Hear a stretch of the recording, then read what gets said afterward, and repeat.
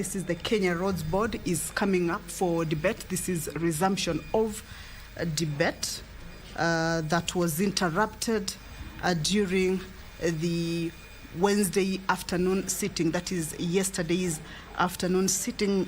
This is a bill that is at its second reading stage, meaning debate on it is currently underway. It is a bill that proposes amendments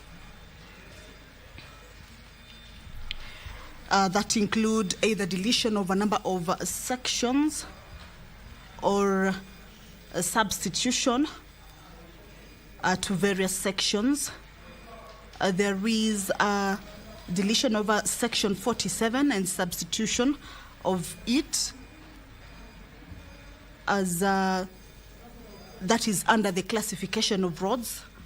This regards the classification of roads where it indicates that when a new public road or where a new public road is established, that a responsible authority or a county government shall submit to the Cabinet Secretary a request in writing for classification of the public road. Now, you will notice that this being a bill originating from the National Assembly affects some of the functions of the county government. For instance, a clause 4 of this amendment proposes the insertion of a new section, that is 47A and 47B, Cap 408, that gives responsibilities to the county governments regarding the management of these particular roads.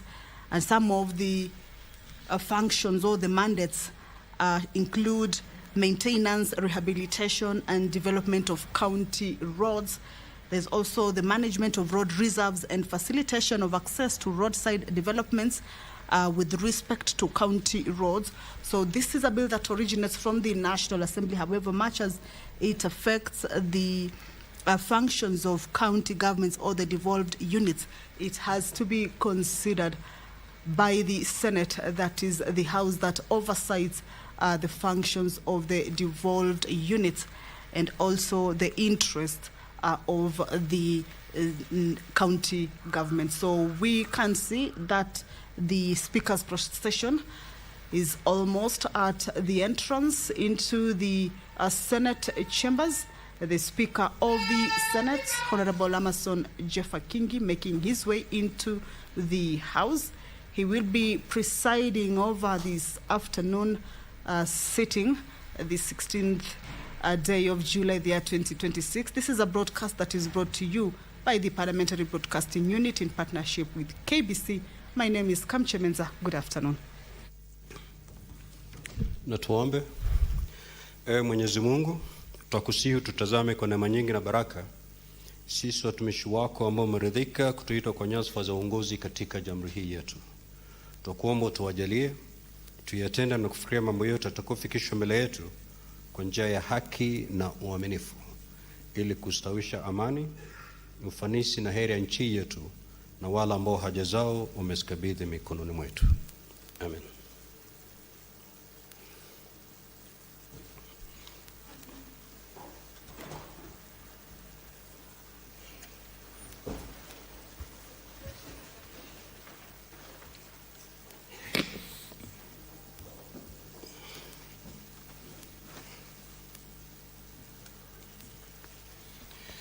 Clerk, do you have quorum?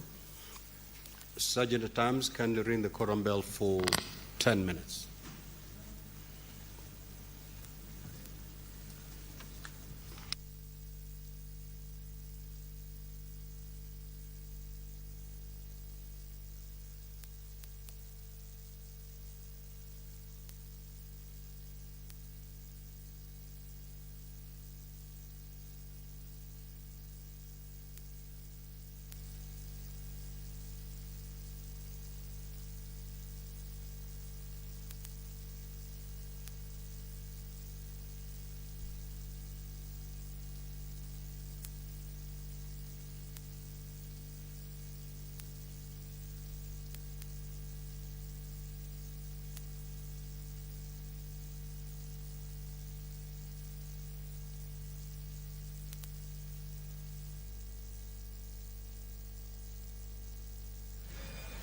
So the prayer has been said and the chair taken. However, there is a quorum hitch, and the Speaker has directed that the quorum bell be rung for 10 minutes. Of course, this is as provided for in the House Standing Orders. And that bell is just to alert members of the Senate that there is a quorum hitch and that their presence in the chamber is highly required. So as that particular bell continues, we should be expecting to see more members making their way into the House.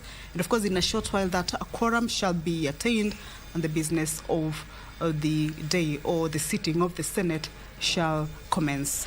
Back to the business that the senators shall this afternoon transact resumption of debates on various bills that had already been considered on the floor of the House. Earlier on, I had indicated to you that the Kenya Roads Amendment number 3 bill, a bill originating from the National Assembly, has been lined up for resumption of debate or its debate to resume. It is a bill that is at its second reading stage, and it is a bill that concerns the county governments, affects some of the county government functions. So this is why the Senate also has to be able to consider this particular bill. So it is lined up for its debate to be able to resume. Also, there are around three bills that have been lined up for consideration at the division stage. Of course, this will also be subject to the quorum of the House at the time that this particular business is reached. And of course, these bills include the Assisted Reproductive Technology Bill, a bill that originates from the National Assembly and co-sponsored by Honorable Senator Catherine Muma, the County Government's Laws Amendment Bill, a bill originating from the Senate and sponsored by the Honorable Senator Abdul Haji, and also the Community Health Promoters Bill originating from the National Assembly and co-sponsored by the Senate leader of the majority party. So these are three bills that have been lined up or scheduled to be considered at the division stage, meaning that debate on them at the second reading stage was concluded, and this particular stage will be giving way for these bills to proceed into the next stage, of course, after that division vote. This afternoon also, the members of the Senate shall consider a motion. This is a motion regarding the proposed regulations on the Traffic School Transport Rules 2026, the Traffic Motor Vehicle Inspection Rules 2026, as well as the National Transport and Safety Authority Operation of Commercial Vehicles Regulations 2026. These are regulations that the Senate's Select Committee on Delegated Legislation considered and presented. Honorable Let's listen in. Now, so we will proceed with the business of this afternoon. Clerk, you may proceed to call the first order. Order number 1, administration of oath. Order number 2, communication from the chair. Order number 3, messages. Order number 4, petitions. Order number 5, papers. The Senate Majority Leader.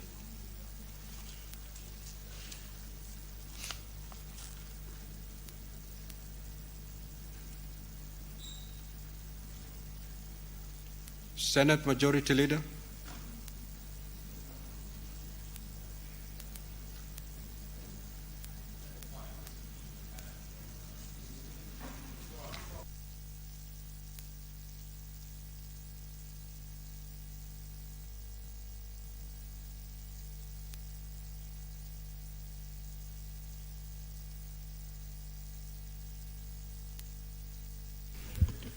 Senator for Tharaka Nithi, I thought you would take this opportunity to express your prowess.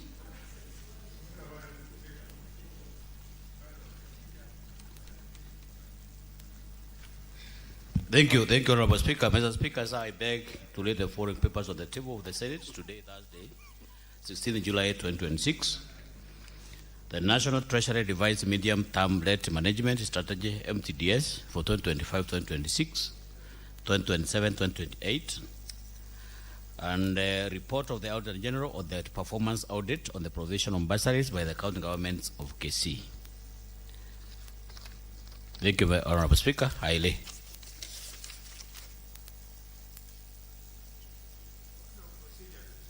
Next order.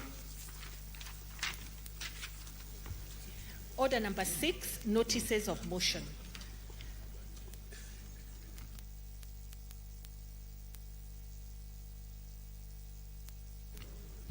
Chairperson, Standing Committee on Devolution and Intergovernmental Relations.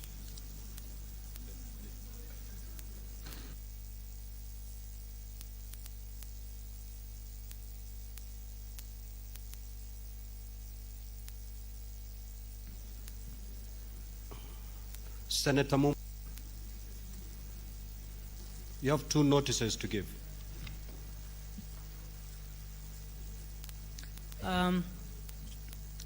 Notice of motion, report of the Standing Committee on Devolution and Intergovernmental Relations on the conferment of the city status to Thika municipality. Mr. Speaker, sir, I beg to give notice of the following motion: that the Senate adopts the report of the Standing Committee on Devolution and Intergovernmental Relations on the conferment of city status to Thika municipality laid on the table of the Senate on Wednesday, 15th July 2026, and pursuant to Section 8(6) of the Urban Areas and Cities Act, approves the conferment of city status to Thika municipality. Honorable Speaker, I have a second one. Notice of motion, report of the Standing Committee on Devolution and Intergovernmental Relations on the cooperation agreement between the national government and the Nairobi City County government. Honorable Speaker, I beg to give notice of the following motion: that the Senate adopts the report of the Standing Committee on Devolution and Intergovernmental Relations on the cooperation agreement between the national government and the Nairobi City County government laid on the table of the Senate on Wednesday, 15th July 2026. Next order. 7, questions and Statement pursuant to Order 52-1. The Honorable Senator Veronica Maina. That statement is dropped. Senator for Taita Taveta County, the Honorable Maruma.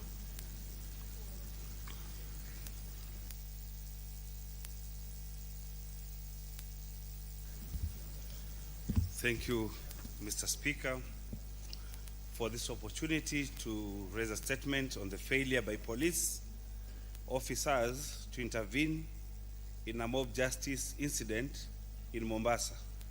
Mr. Speaker, sir, I rise pursuant to Standing Order 52-1 to make a statement on a matter of national concern, namely the failure by police officers to intervene in a mob justice incident in Mombasa that resulted in the death of Mr. John Kalage Joshua.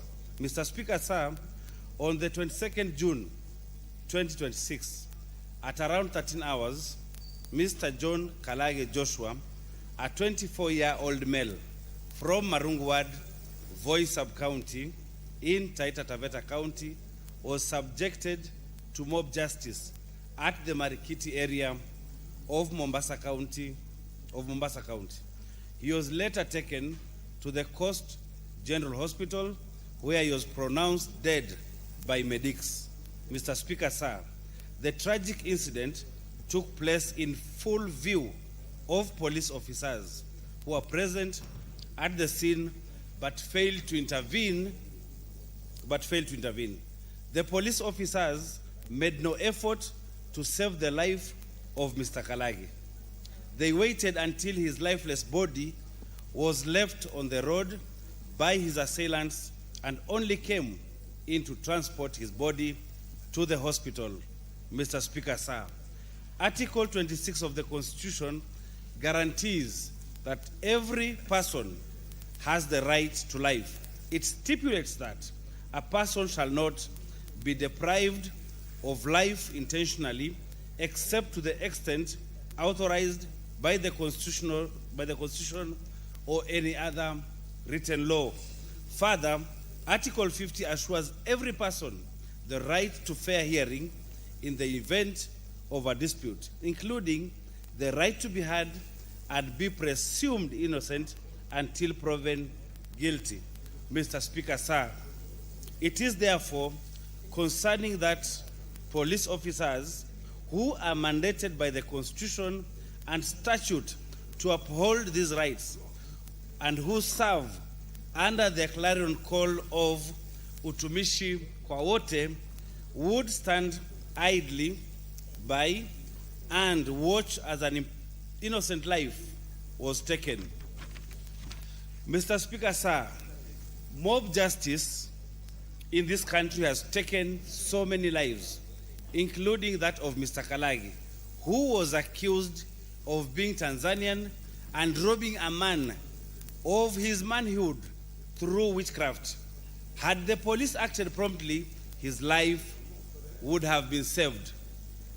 Mr. Speaker, sir, the negligence exhibited by police officers in this instance is deeply troubling and must be condemned.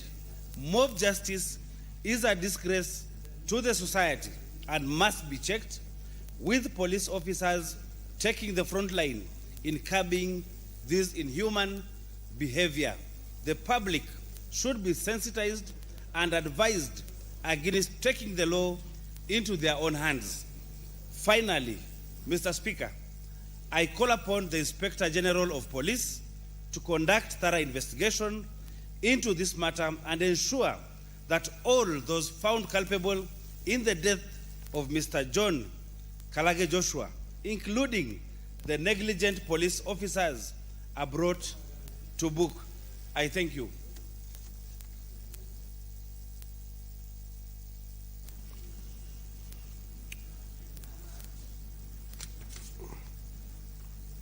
Now, statements pursuant to Standing Order 53-1, brother. The Senator for Nandi County, the Honorable Samson Chirake.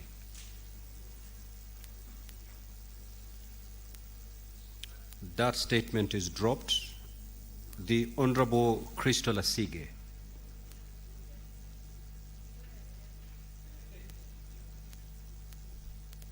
That statement is dropped. The Honorable Senator Hezana.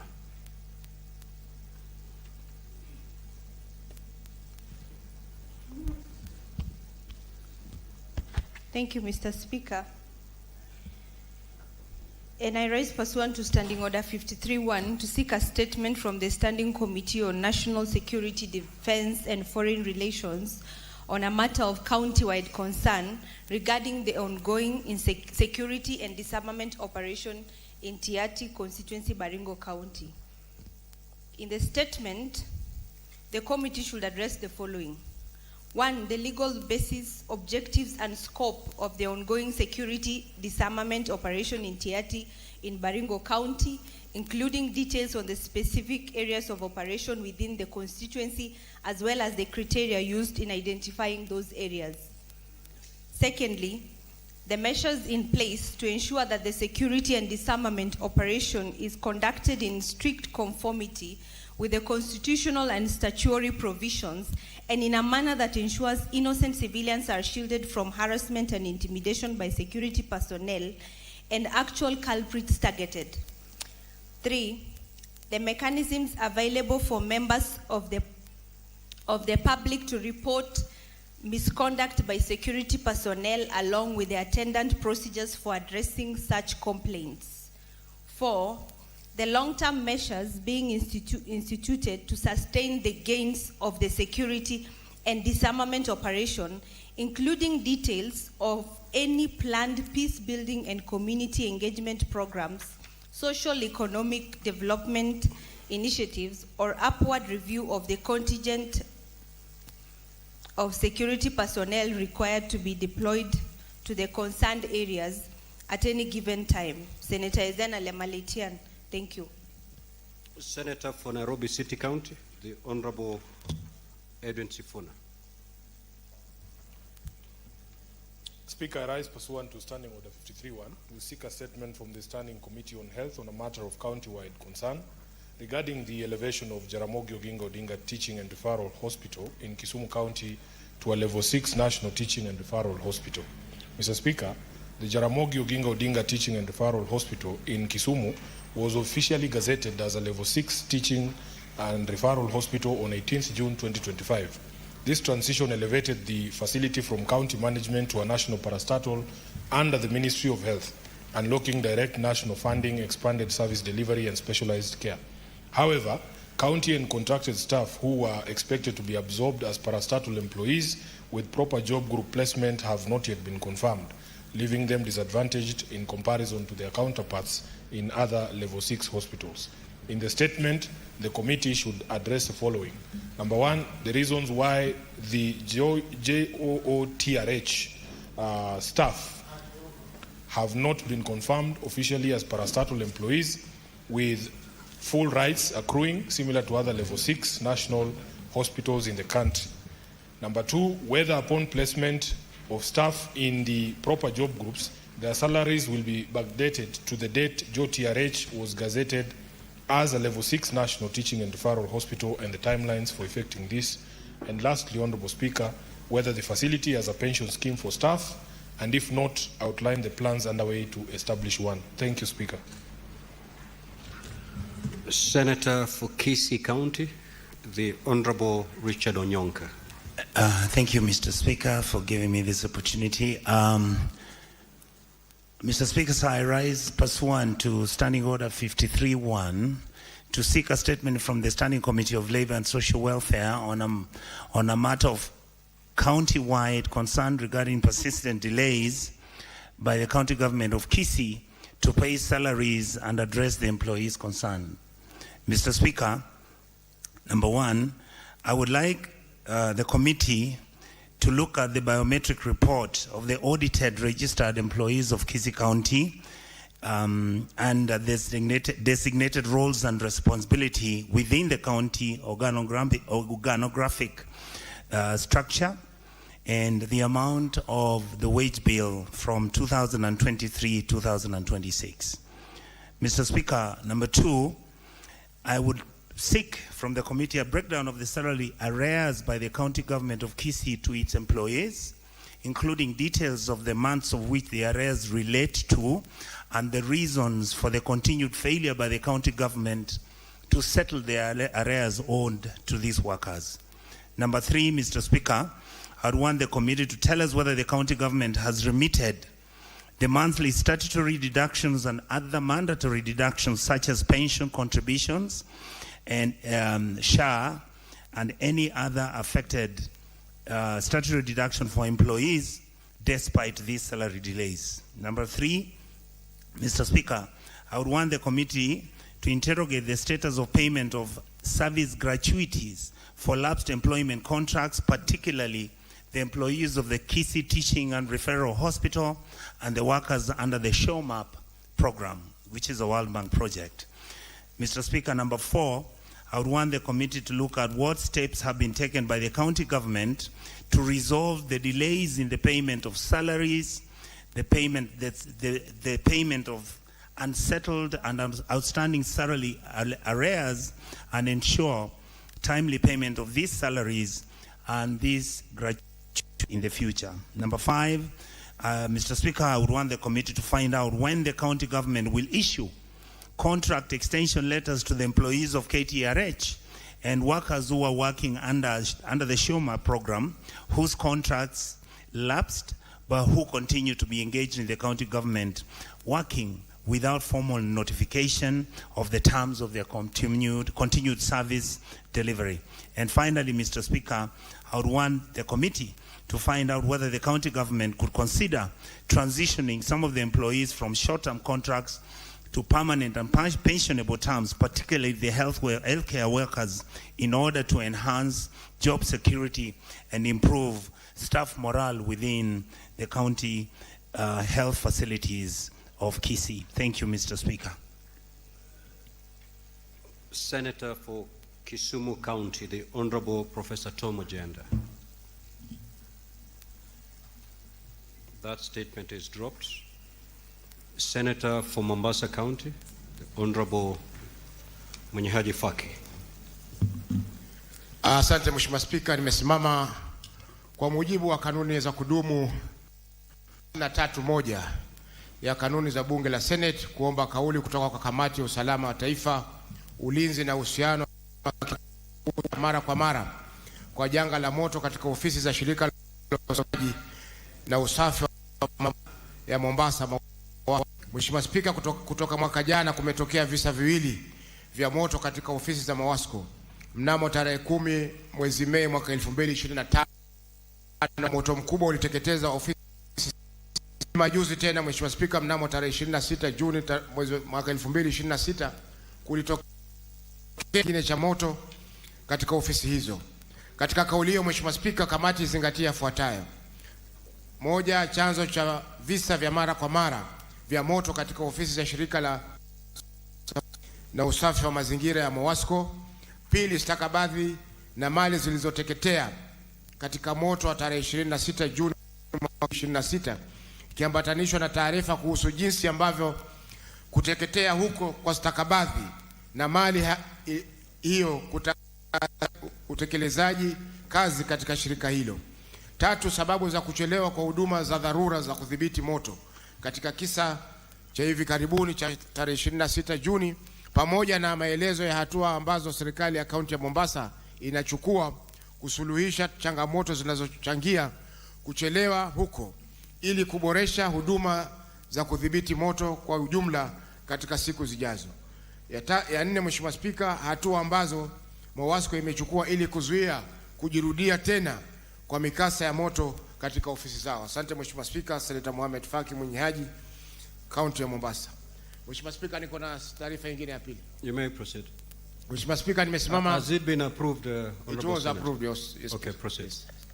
Mheshimiwa Spika, nimesimama kwa mujibu wa kanuni za kudumu 53.1 ya kanuni za kudumu za Seneti kuomba kauli kutoka kwa kamati ya elimu kuhusu uajiri wa wanajamii wa eneo husika katika vyuo vya kitaifa anuai cha Pwani katika kilichoko kaunti ya Mombasa. Katika kauli hiyo Mheshimiwa Spika, kamati zingatia yafuatayo: hatua zilizochukuliwa na Wizara ya Elimu kuhakikisha kwamba ajira katika vyuo vya ufundi anuai zinawajumuisha wanajamii wa maeneo husika.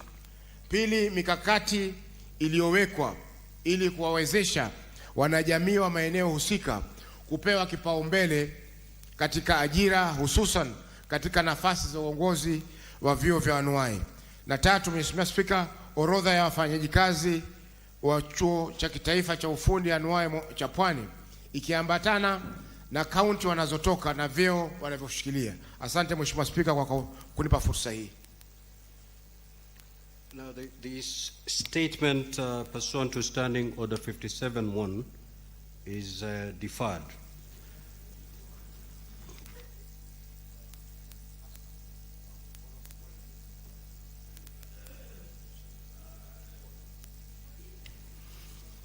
Senator Fernandi, you may proceed to read your statement, your request for statement. Request for statement, and thank you for that indulgence, Mr. Speaker. Sir, request for statement on the management and effectiveness of county revenue automation systems. Mr. Speaker, sir, I rise pursuant to Standing Order 53.1 to seek a statement from the Standing Committee on Finance and Budget on a matter of nationwide concern regarding the management and effectiveness of county revenue automation systems and their impact on county governments on source revenue collection. Mr. Speaker, sir, county governments have invested substantially public resources in automated revenue collection systems to improve efficiency accountability, and on-source revenue. However, reports by the Office of the Auditor General and the Commission on Revenue Allocation, CRA, indicate persistent revenue leakages, incomplete implementation of systems automation, limited revenue growth, and concerns over value for money in the procurement of goods and services. These findings raise serious concerns about the prudent financial management, accountability, and effectiveness of county revenue mobilization. In the statement, Mr. Speaker, sir, the committee should address the following. 1, the current status of county revenue automation systems across all counties, including integration of all revenue streams and linkages with the Integrated Financial and Management Information System known as IFMIS.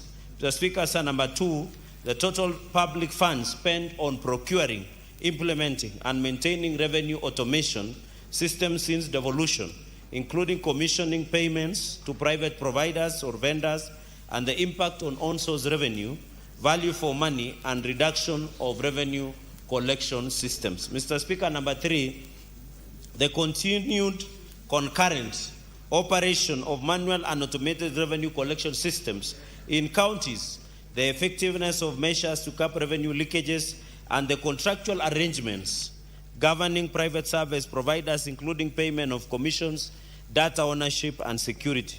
Number 4, Mr. Speaker, whether the procurement and management of county revenue automation systems complied with applicable procurement and finance laws, the implementation of recommendation by oversight institutions, and any action taken where non-compliance was identified. Mr. Speaker, sir, finally, the policy, legal reforms, and administrative measures being undertaken by the National Treasury, the Commission on Revenue Allocation, CRA, the Council of Governors, COG, and other relevant agencies to establish minimum standards for county revenue automation systems and strengthen accountability, efficiency, and value for money in county on-source revenue collection. I thank you, Mr. Speaker, sir. Senator for Kisumu County.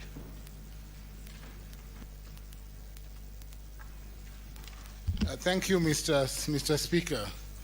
Mr. Speaker, I have a request for statement on the rise in criminal activities attributed to non-functional street lighting in Kisumu County. Mr. Speaker, I rise pursuant to Standing Order 53.1 to seek a statement from the Standing Committee on National Security, Defense, and Foreign Relations on a matter concerning county-wide concern regarding rising security concerns associated with non-functional public street lighting within Kisumu County. While the national government is responsible for internal security, Mr. Speaker, county governments play a complementary role by maintaining public infrastructure that supports public safety. In Kisumu City and in other urban centers, prolonged failure to repair streetlights along roads, walkways, markets, and bus termini has heightened insecurity, disrupted evening economic activities, and hindered effective policing and emergency response. It is therefore necessary, Mr. Speaker, and maintain public street lighting as part of efforts to enhance public safety and protect lives and property. In the statement, the committee should address the following. 1, the extent to which non-functional street lighting has contributed to insecurity in Kisumu County, particularly in identified crime-prone areas, and whether the county government and relevant security agencies have undertaken any assessment of the link between inadequate public lighting and criminal activity. 2, the measures being undertaken by the county government to restore and maintain street lighting along county roads, public markets, bus parks, recreational areas, and other public spaces affected by insecurity. 3, whether the county government maintains an inventory of non-functional street lights indicating how long they've remained inoperative, reasons for delay in their replacement, and timelines for restoring functionality. 4, the collaborative measures being undertaken by the county government, the National Police Service, and other relevant agencies to enhance security in areas affected by inadequate street lighting, including increased patrols and other crime prevention initiatives. Lastly, Mr. Speaker, the long-term measures being implemented to ensure that public lighting infrastructure remains functional, sustainable, and responsive to the security needs of residents and businesses across Kisumu County. Thank you, Mr. Speaker.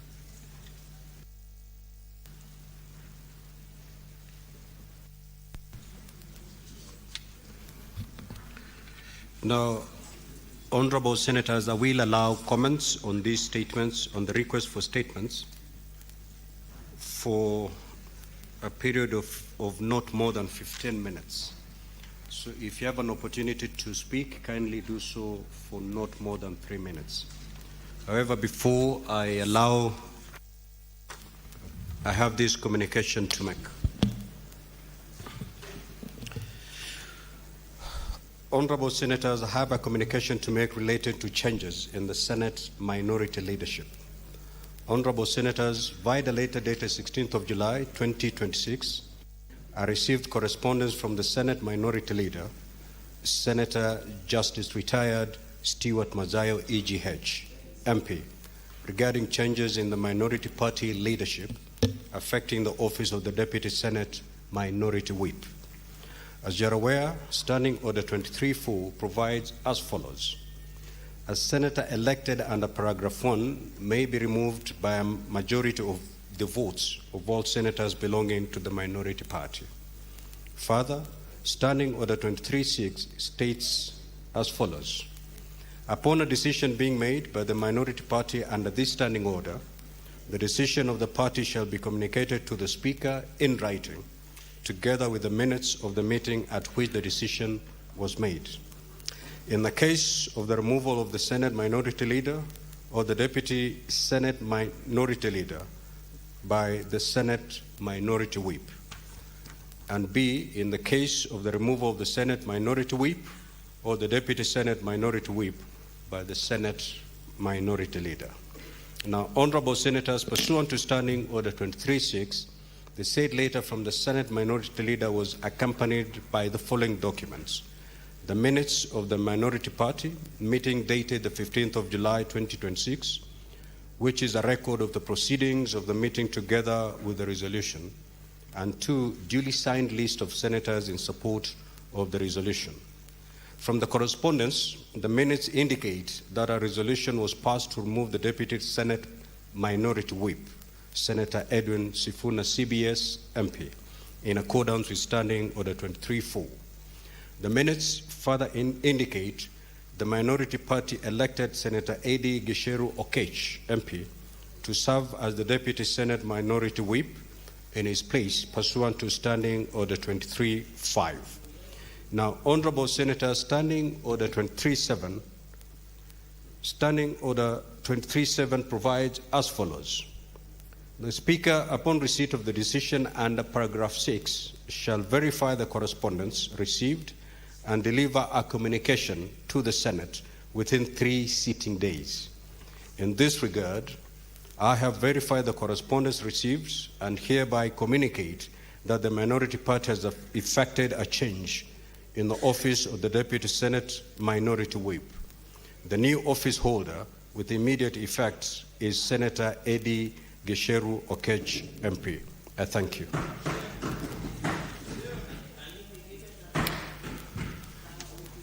Now, we on the comments on the statements that have been made. Senator Manzo.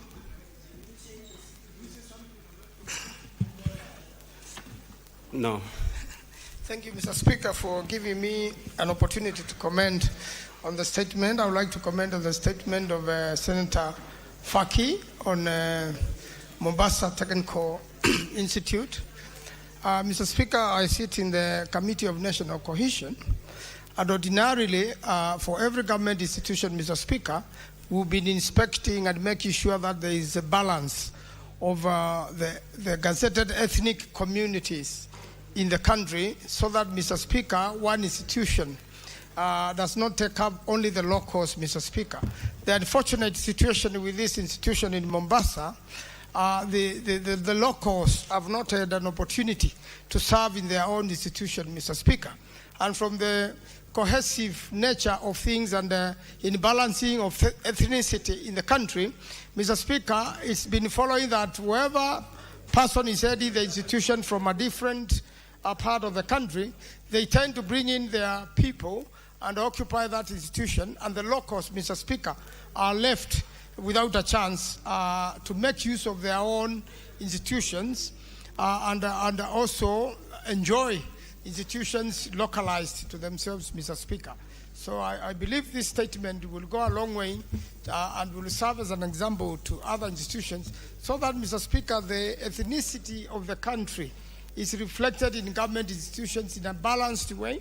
And especially, Mr. Speaker, there has been, failure to comply with the law in terms of people with disabilities and an opportunity to serve equally in the Republic as the rest of the people, Mr. Speaker. And at least 5% of every government institution in this Republic, Mr. Speaker, should have accommodated the people with disabilities. What ordinarily happens is that, Mr. Speaker, there are all manner of excuses why these people have not yet been accommodated, and the council dealing with the people with a disability a lot of times is not consulted, and I know it has a proper database. There are many Kenyans abled differently, Mr. Speaker, who can be able to serve in different positions in the Republic of Kenya. Therefore, Mr. Speaker, I want to support this and say that when it comes to the committee, then we'll be able to make sure that justice is done. I thank you, Mr. Speaker. Senator Mundigi. Asante Bwana Spika kwa kunipa nafasi niweze kuchangia taarifa ya Senator wa Kisii Nyoka, na inashirikiana pamoja na Senator wa Nandi kuhusu mambo ya county, vile wafanyikazi wengi wameteseka, mambo ya alias na mambo mingi, na unakuta hata wengine wafanyikazi ama wale contractor wapati hela wakati wamemaliza kazi, na pia wengi wao contractors wamechotwa mali yao na mambo mingi imefanyika. Na hiyo mambo yote, Bwana Speaker, imeendelea kufanyika wakati county tunaipatia pesa katika sisi tunawapatia pesa ya kufanya kazi juu ya devolution, Bwana Speaker. Kwa hiyo Bwana Speaker, ningeomba kuweze kutengenezwa kamati weze kuona ni kwa nini kaunti nyingi watu wengi wapati misahara, wale wengine wanateseka, na pia pesa ya hospitali ama ya retirement ikikatwa haikuangi inapelekwa pahali inafaa. Kwa hiyo Bwana Speaker, ningeomba kuweze kuonekana, kwa sababu hiyo gonjwa imekuwa sio Kisii peke yake, sio Nandi peke yake, hata Embu County. Saa hii ile kitu imeleta shinda ni kwa sababu ya wakati wa zamani kulikuwa na pending bill na wengi bill, hata county tukiipatia pesa unakuta hakuna kazi inaendelea juu ya ile mandeni. Kwa hiyo Bwana Speaker, sisi hapa maseneta kutoka mwaka wa 2022 mpaka sasa tunaendelea kupeana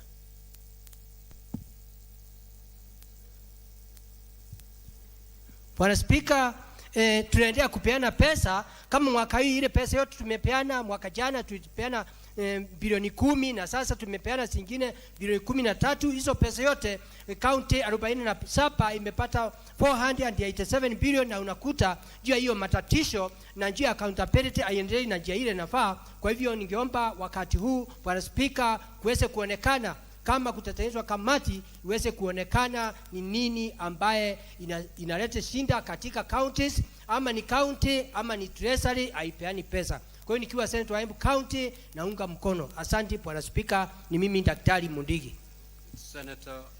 Senator Okech.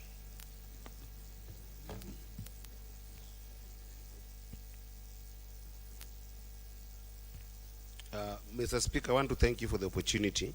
I just wanted to quickly comment about the statement by Senator Edwin Sifuna on the status of staff in Jaramogi Oginga Odinga Teaching and Referral Hospital, Mr. Speaker. Mr. Speaker, this is a serious crisis because, Mr. Speaker, when you go to that hospital, you will experience a serious, problem that the staffers there are experiencing.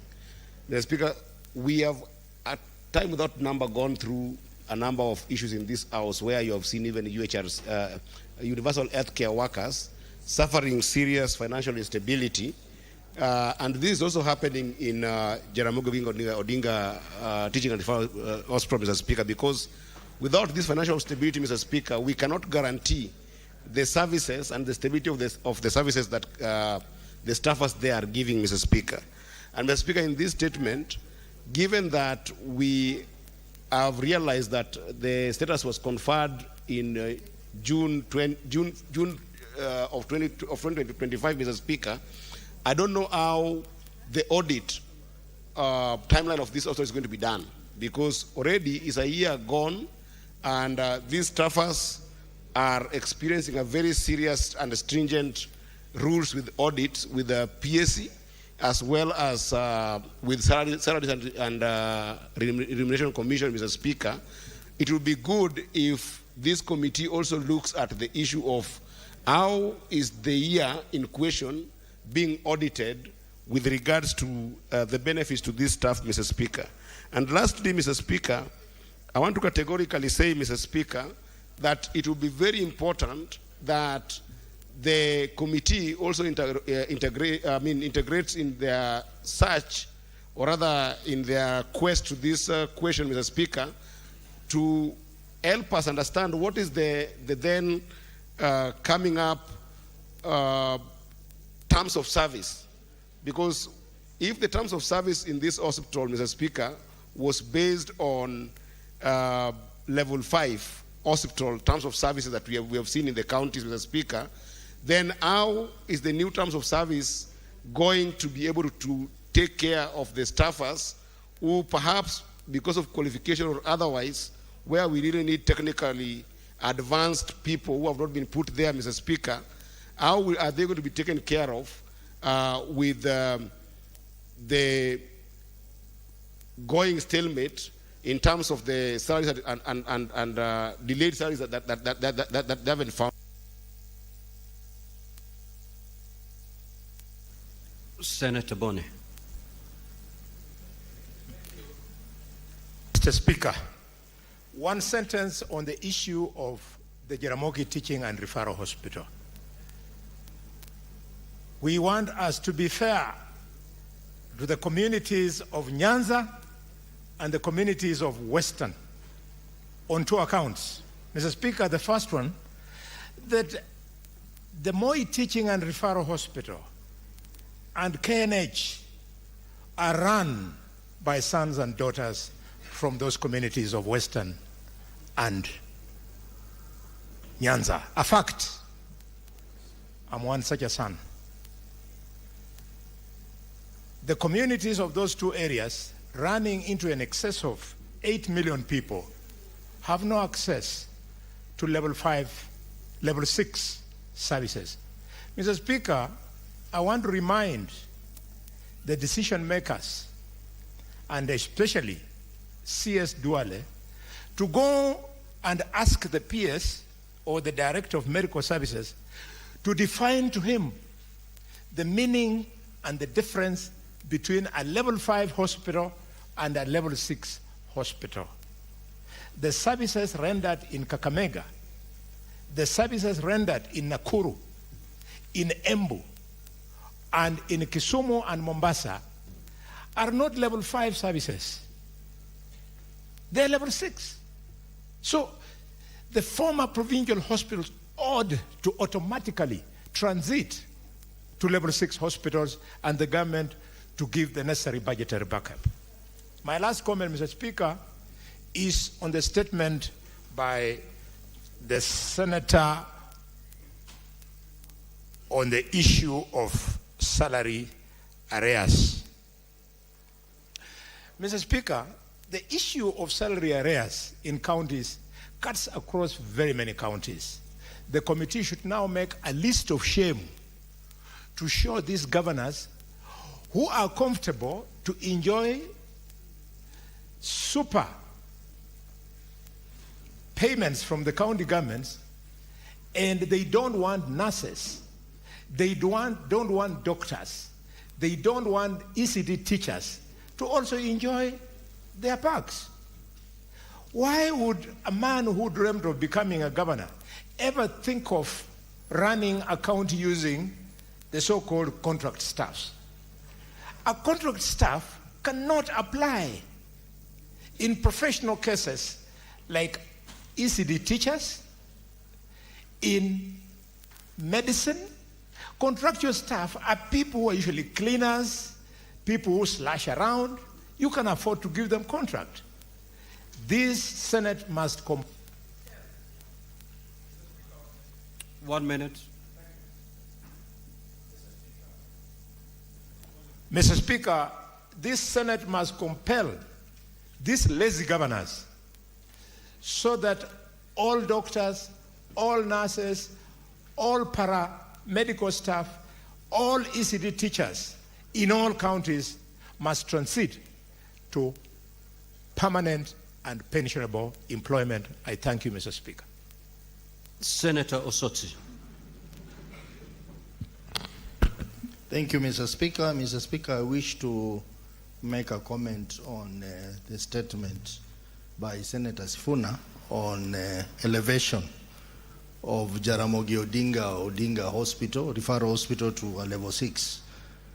Mr. Speaker, when this announcement was made, there was a huge celebration in the region. And I remember some people said that this is the first benefit of being in a broad-based government. But clearly you can see nothing much has happened apart from just the change of the level, which is very, very not proper. Mr. Speaker, most of the hospitals, referral hospitals, are not even compliant to the what we call the health quality model, which is given by the Ministry of Health, that looks at the issues of HR and also issues of equipment and all that.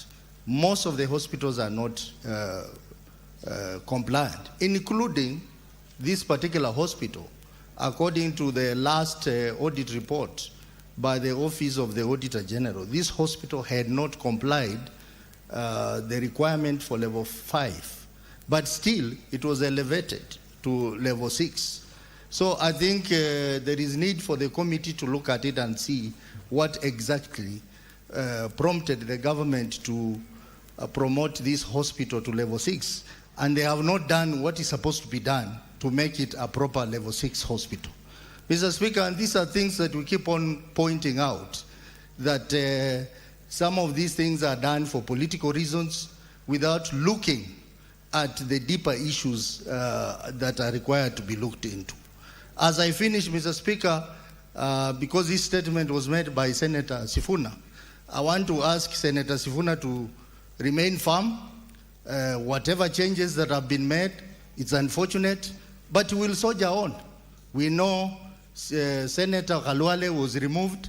Now is Senator Sifuna, and a lot of us are going to be removed. It is fine, we'll move on. But we have a bright future coming, and it's coming very soon. Senator Kisang. Now, Senator Osotsi.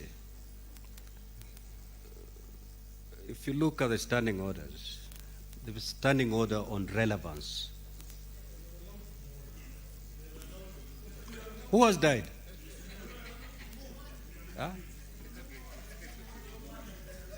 I don't remember losing a senator. I could have made the announcement. My senators are intact.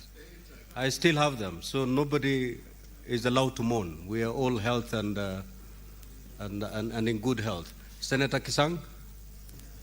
Yeah, thank you, Honorable Speaker. Honorable Speaker, I also want to make comment on the statement raised by Senior Counsel Senator Professor Gender on street lighting.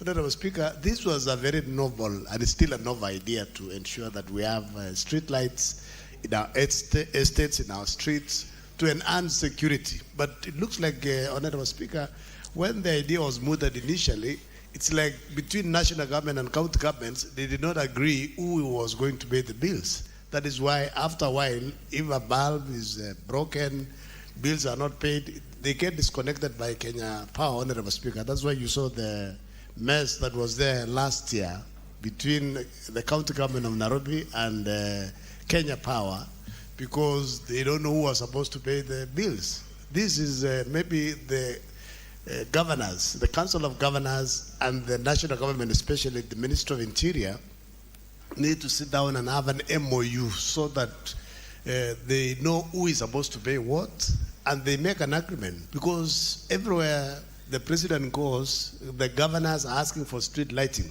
but they are not budgeting for payment of bills, Honorable Speaker. Because this is something that is good. It is enhancing security, it's making our cities, it's making our towns, it's making our estates secure, Honorable Speaker. It's not Kisumu alone, it's across the country. Most of them have just basically been disconnected, or they are no longer working. Honorable Speaker, I also wanted to make comments on salary arrears. If you check, Honorable Speaker, especially in the CIPIC committee where I sit with Osotsi, I don't know if he's scared that he might be removed too soon. Senator Kisang, stick to the statements you commented. Thank you, Honorable Speaker. Honorable Speaker, statutory deductions, apart from arrears, statutory deductions like pay as you earn, pension funds, Honorable Speaker, the county governments are not remitting these deductions, including even loans, Honorable Speaker. You find that an employee has been deducted, maybe for a SACCO loan or a SACCO savings, and then after a while, they want to go for loans, they are told your employer has not remitted. Honorable Speaker, they find themselves listed under CRB, and they have already, the salaries have been deducted, Honorable Speaker. This is something that maybe we need to relook at. If an employer has not remitted a deduction, say a loan, Honorable Speaker, that has been taken maybe by a bank, who is supposed to be listed? Is this particular employee who has already been deducted, or we need to find a way of punishing the employer, Honorable Speaker, because it's unfair for the employees, because they have worked for it, they have earned, but basically employers are the ones who are messing up. Thank you, Honorable Speaker. Senator Sifuna. Speaker, it is statements such as the ones that have been requested by Senator Hezena that put me in problems. Because you can imagine that ever since I was born, growing up, we were hearing about disarmament in Baringo and specifically Tiati constituency. And up to today, it is ongoing. I remember when the current deputy president was the internal security minister, he told us that this menace of bandits in Baringo was over. But up to today, you can see that the people of Baringo still have to suffer under this scourge. Listen to the concerns that the senator is raising, Honorable Speaker. Harassment, intimidation, misconduct of the police officers and the army personnel who are involved in this particular disarmament. Why is this happening, Honorable Speaker? When we speak about it, they come for the things that my late father left for me, Honorable Speaker. This is the reason Sifuna is in trouble, in case anybody is wondering. Because the country has a software problem, and we will continue pointing it out. Speaker, the beauty with life is that for as long as you are alive, whatever it is that is taken can be gotten back. So we will continue to speak truth to power. Speaker, the misconduct in the police forces is not just limited in to these disarmament processes. You saw us in Keumbu, Honorable Speaker. The police are so shameless. I would rather you even send police in plain clothes to throw stones. But these days they come in uniform. There's no shame at all, Honorable Speaker. No shame. They come in full uniform. They ride along with the goons. They throw stones themselves. And then you say you have a country because you have built a stadium and named it after Raila. We will say, no, Bwana, this is not the country we want to live in. We have to rescue our country. We have a software problem in this country. We cannot continue to live like this. When are those children in Tiati ever going to see a bright future, Honorable Speaker? If I have grown up all these years hearing about disarmament in Tiati constituency, and up to today it continues to happen. So I don't know what else these people can take. I think there's a Bible verse, Honorable Speaker. It is Jesus who said, when somebody takes your coat, give them even the shirt. Give them even the shirt. I want them to come for my shirt. I am prepared, Honorable Speaker. I take this opportunity to very humbly thank the leadership and the members of the minority side for the cooperation that they've given me. Even the majority side, for the cooperation that they've shown me in the time that I have been Deputy Whip. I congratulate my young brother, the Honorable Senator from Migori, for his new role. You remember, Senator Eddie, how many times I have called you as your whip so that you give us quorum. I am happy that that is now going to be your job. to look for quorum in this house so that we can transact business. I thank you, Honorable Speaker. Senator Cheranke. Mr. Speaker, let me make a comment on the statement by the former SG of ODM and immediate former Deputy Minority Whip of the House. And I'm happy disloyalty has been punished swiftly and heavily, Mr. Speaker. Let me make the following comments. Senator One, Fernandi. Mr. Speaker. Senator Fernandi. Senator Fernandi. Yes, please. You're out of order, and I'm giving you the first question. Okay. Yeah. You proceed with that line, I'll throw you out. Let me, Mr. Speaker, you know, we are used to such noise. Mr. Speaker, I am this Jaramogi Oginga Odinga Hospital, first we must congratulate the government for elevating, Mr. Speaker, in that region. And the Senator of Kisumu expressed happiness. And the people like Eddie Waira congratulate, this is the first fruit of broad-based government. Mr. Speaker, Moi Teaching and Referral Hospital was overwhelmed. KNH was overwhelmed, Mr. Speaker. And I'm happy in this financial year of 2026-2027, 3.93 billion has been allocated to elevation of Jaramogi Oginga Odinga Hospital, which was formerly known as Russia. Mr. Speaker, it is not rocket science that President William Ruto is the one elevating. We have had 4 presidents. Where were they? But since these gentlemen want to play politics, we'll play when time comes up, Mr. Speaker. And I'm happy the maker of the statement is now a proper backbencher. These are the questions that you should ask government, and it is welcome, Mr. Speaker. So, Mr. Speaker, I agree there could be challenges in the health sector, Mr. Speaker. Even here in Nairobi, most of the facilities run by county government are doing badly. But the Nairobi senator rather oversight the national government over his primary role of oversighting county government. So you go to Mbagathi, it's not a going concern. Go to City Mortuary, the bodies are smelling, Mr. Speaker.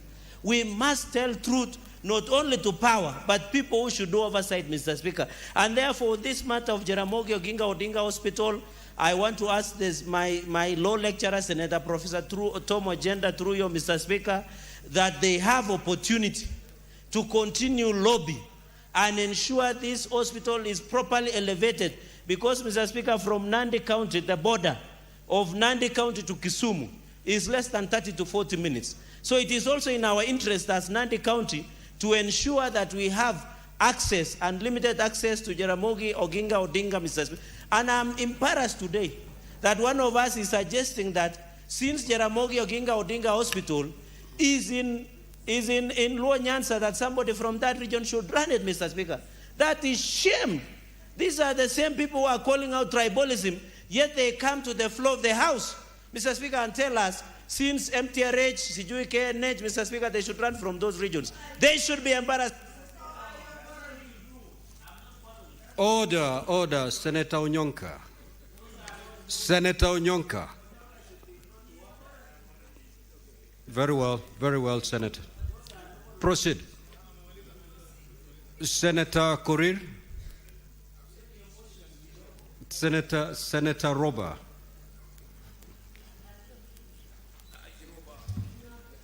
Thank you, Mr. Speaker. Since the time is limited, I will take the opportunity to comment about Mombasa Water and Sewerage Company.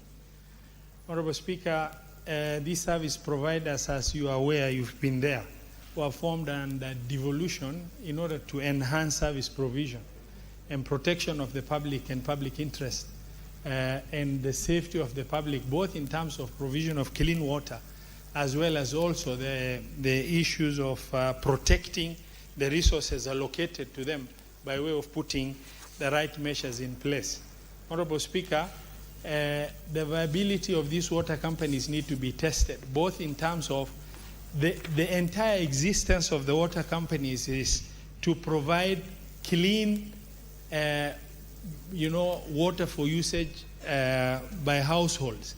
Honorable Speaker, their own viability need to be tested, need to be evaluated from the perspective of the fact that if a water company that exists in Mombasa or Mandera, we need to look at how many households every quarter are getting connected to reliable, safe water, so that you're able to really determine not that they exist just because it's an exercise, an entity need to be there, into making sure that they are able to provide the services for which they exist to give, which is that of clean drinking water. Honorable Speaker, as I conclude, I would like to also congratulate our brother Senator Eddy for this new appointment of, Minority Whip. His predecessor has done a fantastic job, in the House. As a member of this House, contributed immensely to the debates in this House, as well as also coordination of issues that affect the Senate of the Republic of Kenya, impartially, not as minority or majority, but objectively, wherever it was so required. Honorable Speaker, we all hold positions we hold in transient, and it is just nothing but a process. He should take heart. He has earned our respect, and my brother Senator Eddy, you have a big shoe to fill, and hopefully the role of minority whip or majority whip is a role that is extremely demanding for the functioning of the Senate. I hope and pray that you understand what it calls for, and you'll do the best that is required for the House to function. Mr. Speaker, thank you.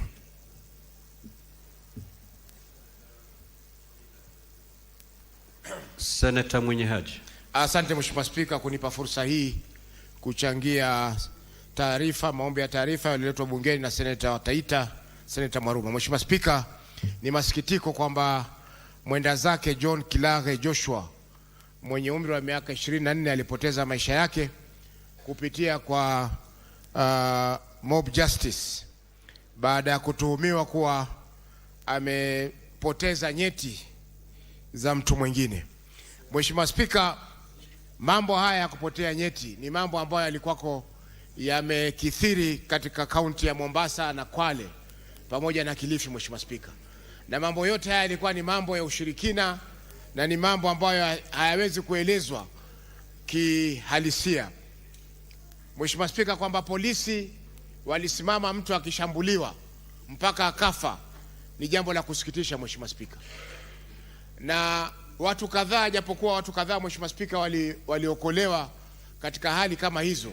Mheshimiwa Spika, ipo haja kubwa ya hawa polisi ambao walihusika katika kisa hicho kushtakiwa kwa makosa ya kutozuia uhalifu, kwa sababu mtu kupigwa mpaka kuuliwa, Mheshimiwa Spika, ni makosa makubwa katika sheria, kwa sababu wale waliompiga na wakamua wanapaswa kushtakiwa na mashtaka ya mauaji. Na wale polisi ambao walikuwa wanaangalia kisa kama hichi pia, Mheshimiwa Spika, wanafaa kushtakiwa kwa makosa ili liwe funzo kwa polisi wengine.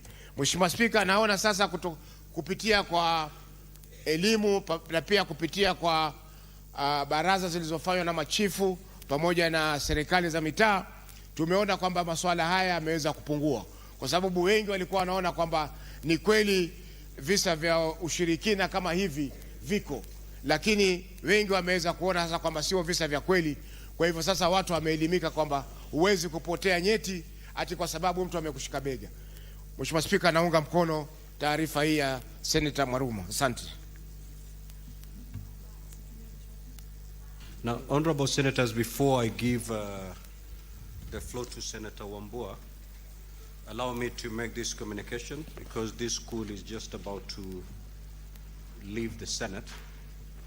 Senator for Tharaka Nithi, kindly take your seat.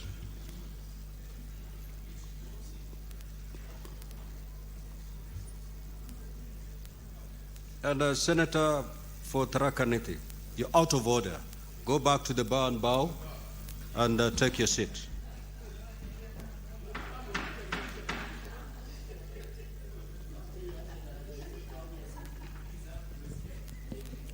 Now, honorable senators, I would like to acknowledge the presence of a visiting delegation of 6 teachers and 51 students from Islamia Comprehensive School in Nairobi County, who are seated in the public gallery. The delegation is visiting the Senate for an academic exposition. On behalf of the Senate and on my own behalf, I extend a warm welcome to the delegation and wish them a fruitful visit. Also, I'd wish to acknowledge the presence in the Speaker's Gallery this afternoon, a visiting delegation of members of the National Prayer Breakfast Committee from the Parliament of Uganda.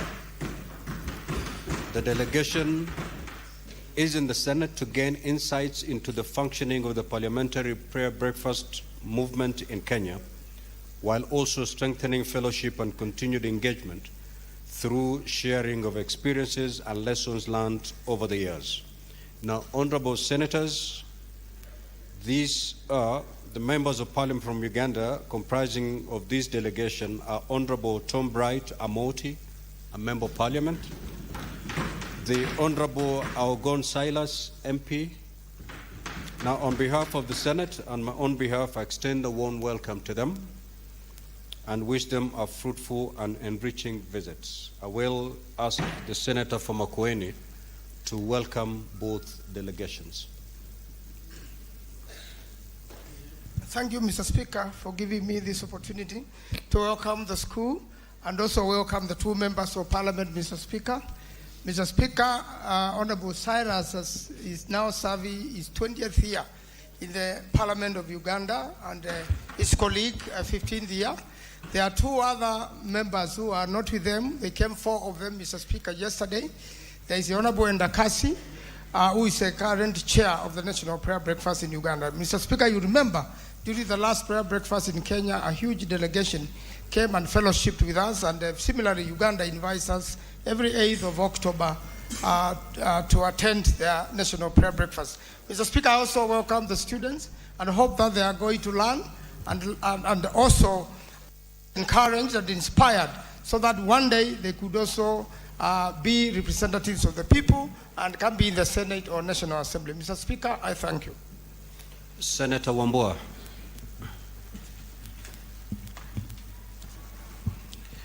Thank you, Mr. Speaker. Mr. Speaker, I want to make my comments on 2 statements. One statement by Senator Sifuna on the upgrading of the Jaramogi Oginga Odinga Teaching and Referral Hospital in Kisumu to level 6. Mr. Speaker, as Senator Alwale has suggested, first things first, let the staff of the facility enjoy the full benefits of the new status of that facility. That way then, we will be talking about accruing benefits to the people. Secondly, Mr. Speaker, a consideration should be made that all former provincial hospitals then be elevated to level 6 facilities so that they serve people from the regions that they are established. That will be a policy decision that will help this country now and into the future. The Speaker, on the statement by the Senator Ezena Lemalatian on insecurity in Tiati. Mr. Speaker, as a country and as representatives of the people in this country, we must call ourselves to order and begin to speak truth to power, irrespective. I say this because we are playing with fire as a country. Mr. Speaker, I see outlaws walking around with police officers. And for as long as that is happening for the convenience of a political side, it is okay. The Speaker, I want to bring to the attention of this House, and I wish the Senator for Tana River was here. A few weeks ago, bandits in Tana River killed an officer commanding a police station. Now, the Speaker, if OCSs are not safe in the hands of bandits, who is going to be safe in this country? Now, Speaker, that issue of bandits in Tiati, in other regions in this country, is a matter that should prick our conscience and make us act swiftly. The Speaker, on the matter of my friend, my colleague, my brother, Senator Sifuna, allow me to say this, Mr. Speaker. This Senate is producing a star in the name and character of Senator Sifuna. I want to ask my brother not to look back, to soldier on. The future. Senator Muthama. Thank you, Mr. Speaker, for giving me this opportunity to contribute to the statements. One, the statement from Senator Onyonka Kisii about delayed of salaries for count workers. Mr. Speaker, this is a big problem in almost all the counties, because like in the count of Machakos, the count assembly of Machakos staff has not been paid for months now. And Mr. Speaker, I have employees of Machakos who are employed, and they have appointment letters, and I've done a statement in this Senate, which has really been delayed to be discussed, who were employed in Machakos in 2023, and to date, they have not received even a single salary. And they go to work every day. Mr. Speaker, I don't know what's really happening with the counties, because they receive money, and we fight for the monies for the counties in this Senate so much, and they receive this money and they do other things with them. And the staff who are serving in the counties, who are enabling the governors to deliver, they are never paid money. These people are living in rented houses. They have children to take to school. They have children to take to hospital and buy food. And I don't know what the governors are thinking about this stuff. Mr. Speaker, this should stop. And I think as a Senate, as a House which defends the counties, we should do something about the staff of the counties. Two, on the statement from Senator Ezena about security. Mr. Speaker, I don't know why we should not have security in this country. Some people are living like they are not living in Kenya, and like there's no government in Kenya, and yet they should be protected. The law is very clear, and the Constitution is very clear, that every citizen of this country has a right to be protected by the government. And so when we are hearing of these killings and insecurity, we wonder, where is the government? What is the government of Kenya doing about its citizens? We need security. Every Kenyan's life counts, and we should not hear of Kenyans being killed anyhowly. Thank you, Mr. Speaker. Senator Agenda. Thank you, Mr. Speaker. Mr. Speaker, I wish to comment on the statement by the Senator for Kisii, Senator Onyonka, on the question of delayed salaries. Mr. Speaker, as has been stated, Mr. Speaker, it is common ground that counties are struggling with two things. Mr. Speaker, most counties with the ability to raise on-source revenue are not able to live up to the standards expected of them. But number two, Mr. Speaker, as a consequence, we have delayed salaries out of delays of remittances from the exchequer, but also out of, Mr. Speaker, certain frameworks that are not clear to understand, Mr. Speaker. Mr. Speaker, of particular concern, Mr. Speaker, and I relate to the statements by the Senator, we have a county, Mr. Speaker, like Kisumu, my county, number 42, where, Mr. Speaker, county workers have not been paid for 2 months. And it is only, Mr. Speaker, after the county workers union negotiated with the county that they were able to pay a salary of 1 month. That exposes, Mr. Speaker, the workers not only to suffering, but to embarrassment because they are unable to meet basic needs, Mr. Speaker.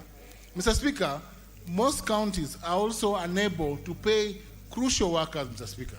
In my own county, Mr. Speaker, we have village admins who have not been paid by the county for over 2 years and who now have a court case against the county that remains unresolved.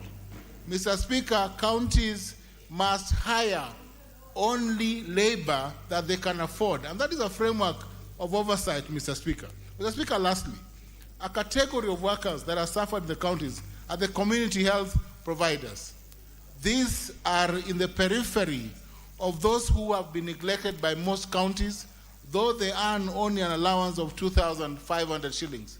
We need, Mr. Speaker, to rise up and legislate to create an obligation on counties to provide some form of remuneration to community health providers so that they are also able to contribute, because they play a big role, Mr. Speaker, in helping our communities and in upholding primary and preventive health care in our counties. I thank you, Mr. Speaker.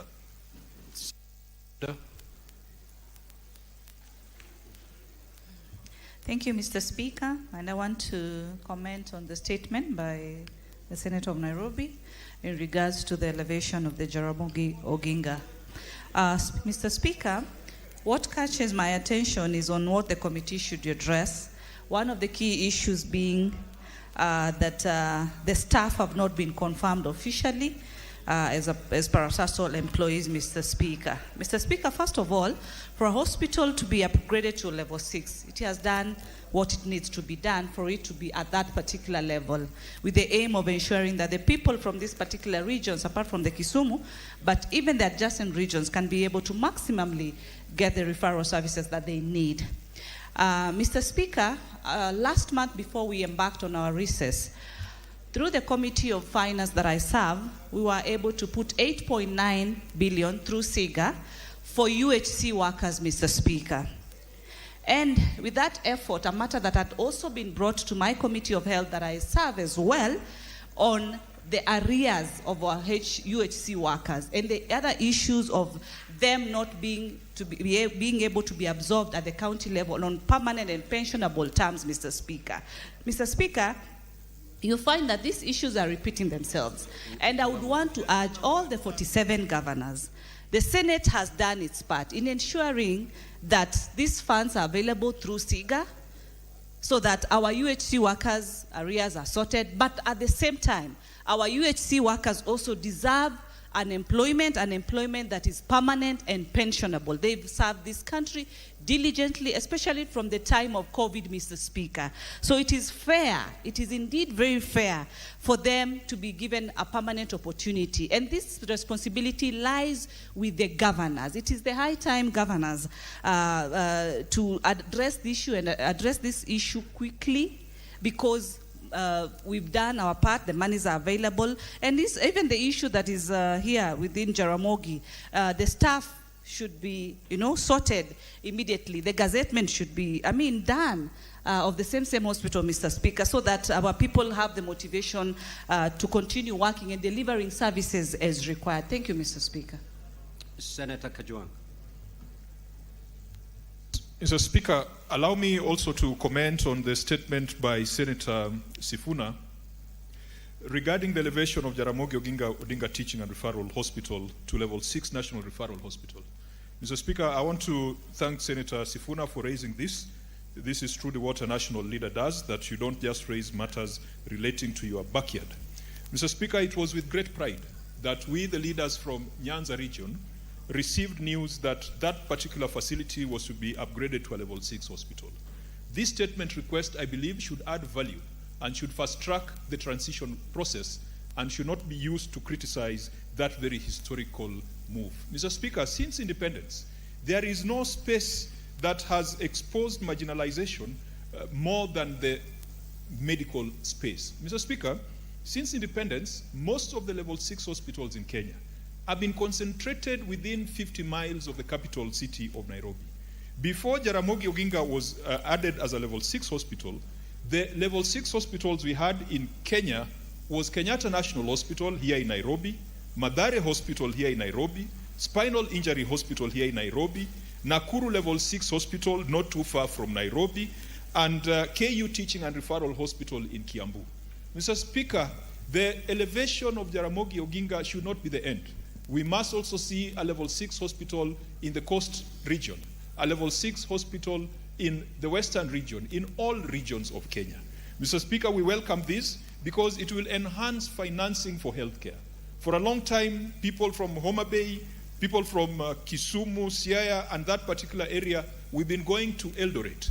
And when you have a sick parent who has to go for cancer treatment, or who has to go for advanced dialysis or advanced care, and you have to go to a foreign town, Mr. Speaker, you realize that the cost of taking care of the patient is almost equal to or exceeds the cost that the patient pays in hospital.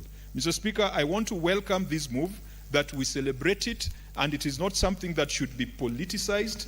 When Jaramogi becomes a parastatal, we are sure that it will receive more focused attention, as opposed to when it is run as a department under the health directorate or under the health ministry. So, Mr. Speaker, I hope that as the committee prosecutes this matter, it will unlock and it will fast track this transition, and it will make recommendations to ensure that there's appropriate budgetary allocation to take care of the staff, to take care of facilities, and to see to it that whereas hospitals, level 6 hospitals like Kenyatta are getting 8 billion, we can also scale it up. But ultimately, let's ensure that all the traditional 9 regions of Kenya have a level 6 hospital, and they are not just concentrated around the mountain. Thank you, Mr. Speaker. Senator Richard Onyonka. Mr. Speaker, I wanted to, just like my colleagues have raised this issue about the medical facilities that are within our regions. The truth is, just like I've heard my brother Kajuang has spoken, it is actually, Mr. Speaker, embarrassing to have in the condition and the state it is. But in reality, most of the health facilities in our regions are all the same. There are no medicines. You have the technical personnel who are supposed to work in these hospitals. They are either victimized. Some of them are on strike right now. There were CBOs which were signed. They are not being honored. Governors are collecting own source revenue from the hospital facilities and claiming that is what they are collecting, and yet in reality, that is money that is supposed to be used in improving these facilities and making sure they function. I would like, on my own volition as a senator of Kisii and a colleague in this house, to ask my colleagues. And Mr. Speaker, I'm very lucky to be in the health committee with members like Honorable Thabita, who is my colleague in that committee. Honestly, we must agree what we are going to do with the health sector, because some facilities are being handed over to the government, and the government is providing grants, and yet some of our facilities, like the Kisii level 6 hospital, has nothing. It is actually partially closed. There are no medicines, there is no running water. I mean, everything, Mr. Speaker, seems to be going wrong. So I'm feeling that we need to sit as the Committee of Health and interrogate, do we make a deliberate decision, Mr. Speaker, to then ask the government to take over all the level 6 hospitals, if that is what it means for these facilities to be functional? Because it looks like we are doing it in piecemeal. We took Kakamega, again, a beautiful hospital which was done by the previous governor, Honorable Paranya. If you see it, Mr. Speaker, it's an amazing facility. Yes, the national government has provided, I believe, something like 3 billion shillings. If it's finished, that hospital would treat more than 2-3 million shillings a year, 2-3 million people a year. Then now we are at Jaramogi. I know that we are having the same issue in Trans Nzoia County. So I'm like, why don't we sit and call the governors and ask them if they are willing to relinquish the management of these level 6 hospitals with the national government and see how best that can be done. If not, because these are devolved functions, then can we sit with the governors? 1 minute, if you're not done, to conclude. Thank you, Mr. Speaker. I was saying that if we find that that is an option they wouldn't accept, then why don't we sit and ask our governors how they would want us to solve the problems? Because there are too many, and the facilities are all of them becoming dysfunctional. Thank you, Mr. Speaker. Senator Mazayo. Asante mstahiki Spika kwa kunipa nafasi hii kuchangia.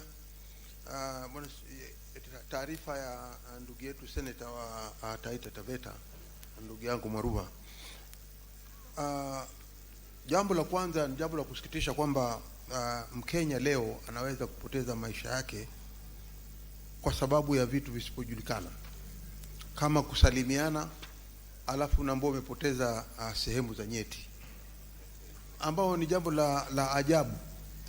Lakini ikiwa mazingaumbwe kama hayo yako, ambao mimi naamini kwamba hakuna, kule kwetu kama Kilifi, wazee wetu wakiwa wamekuwa wazee na nyele zimekuwa nyeupe, saa nyingine pia utapata kitendo kama hicho kilichotendeka hapo Mwembe Tayari karibu na soko lile la zamani, kinatendeka kwa huyo mzee, kwa sababu akisema ako na nyele nyeupe wanasema ni kwa nini hajakufa, ama ni kwa nini yeye anaendelea kuishi ilhali watoto wadogo pengine kwa sababu ya ugonjwa ama mengine yamewakumba wamepoteza maisha, wanasema ni kwa sababu huyo mzee bado yuko hai. Na vile vile huyo mzee pia huwa saa nyingine anapigwa mpaka anaweza kuuawa kwa njia zozote, akapoteza maisha. Ni jambo la kusikitisha kwamba Kenya yetu hii iko na askari, na ni jambo la kusikitisha vile vile kuona kwamba askari wanaweza kusimama kando wakaangalia Mkenya anapigwa mpaka mwisho anatolewa uhai.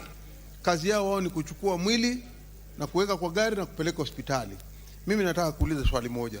Wewe ulipewa bunduki, ulipewa uwezo wote wa kuweza kuchukua hatua ili kuona ya kwamba umetetea maisha ya mtu. Leo umesimama kando, unawacha maisha ya mtu yanatolewa.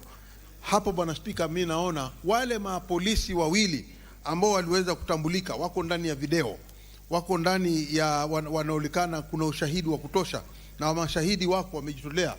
Mimi naona ingekuwa jambo zuri ya kwamba ikiwa huyu IG yuko pale, kitendo kama hichi ni lazima IPOA ingie katikati, waweze kushikwa hawa watu waliofanya kitendo cha kinyama kama hichi, ili iwe funzo kwa wale wengine ya kwamba wanaweza kutoa uhai ama kuua mtu bila dhulma yoyote, na kumtoa uhai na alafu kwenda zao nyumbani wakiwa wanaketi na familia zao, na watu wengine kule wanalia ya kwamba mtu ametolewa uhai bila kisheria.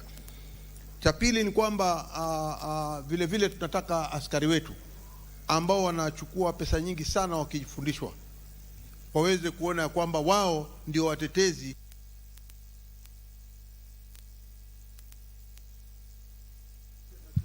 Aya, 1:30. Asante shemegi yangu. Ni ukweli kabisa ya kwamba hawa vijana wetu ambao tunawapeleka kule Kiganjo wakasomee, wakisoma shughuli yao ya kwanza ambayo inatakana waitekeleze ni kwamba watatetea uhai wa kila Mkenya bila upendeleo wa aina yoyote. Asante Bwana Spika. Okay, I think that is the end of the comments on statements. So we go to the next one, Clerk.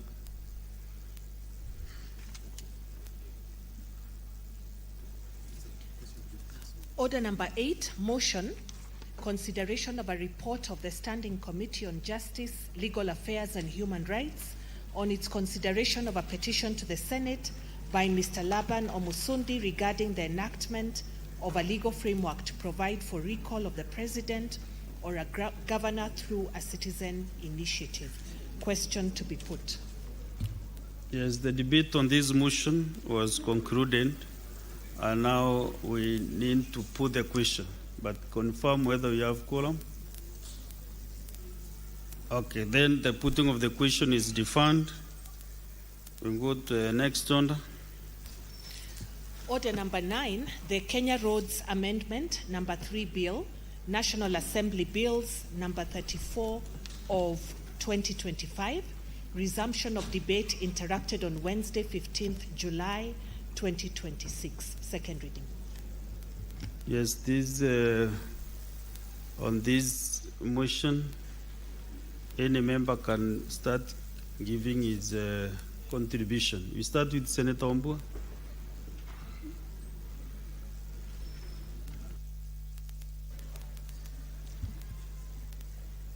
Thank you, Mr. Speaker. I see the Senator for Bomet is raising an issue. I don't know what the issue would be, but I think he will approach the chair or something. But I'm wondering whether now the Senator for Kitui is the one chairing the House. But he's giving you an opportunity to raise your issue. No, I did not give an opportunity to speak. I just said that I see him. And then also you stand up to raise that matter that you had. Proceed, Senator Wambua. Thank you, Mr. Speaker. Recognize you are not the chair. Yes, thank you, Mr. Speaker. I do recognize that I'm not the chair. So, Mr. Speaker, I want to make what I would consider important comments on this bill, the Kenya Roads Amendment Bill from the National Assembly. Mr. Speaker, I sit in the Roads Committee, and so I've had opportunity to interact with the bill as brought to us by the National Assembly. Mr. Speaker, when the matter came up yesterday for second reading, I listened and followed comments from members. And I got the impression, Mr. Speaker,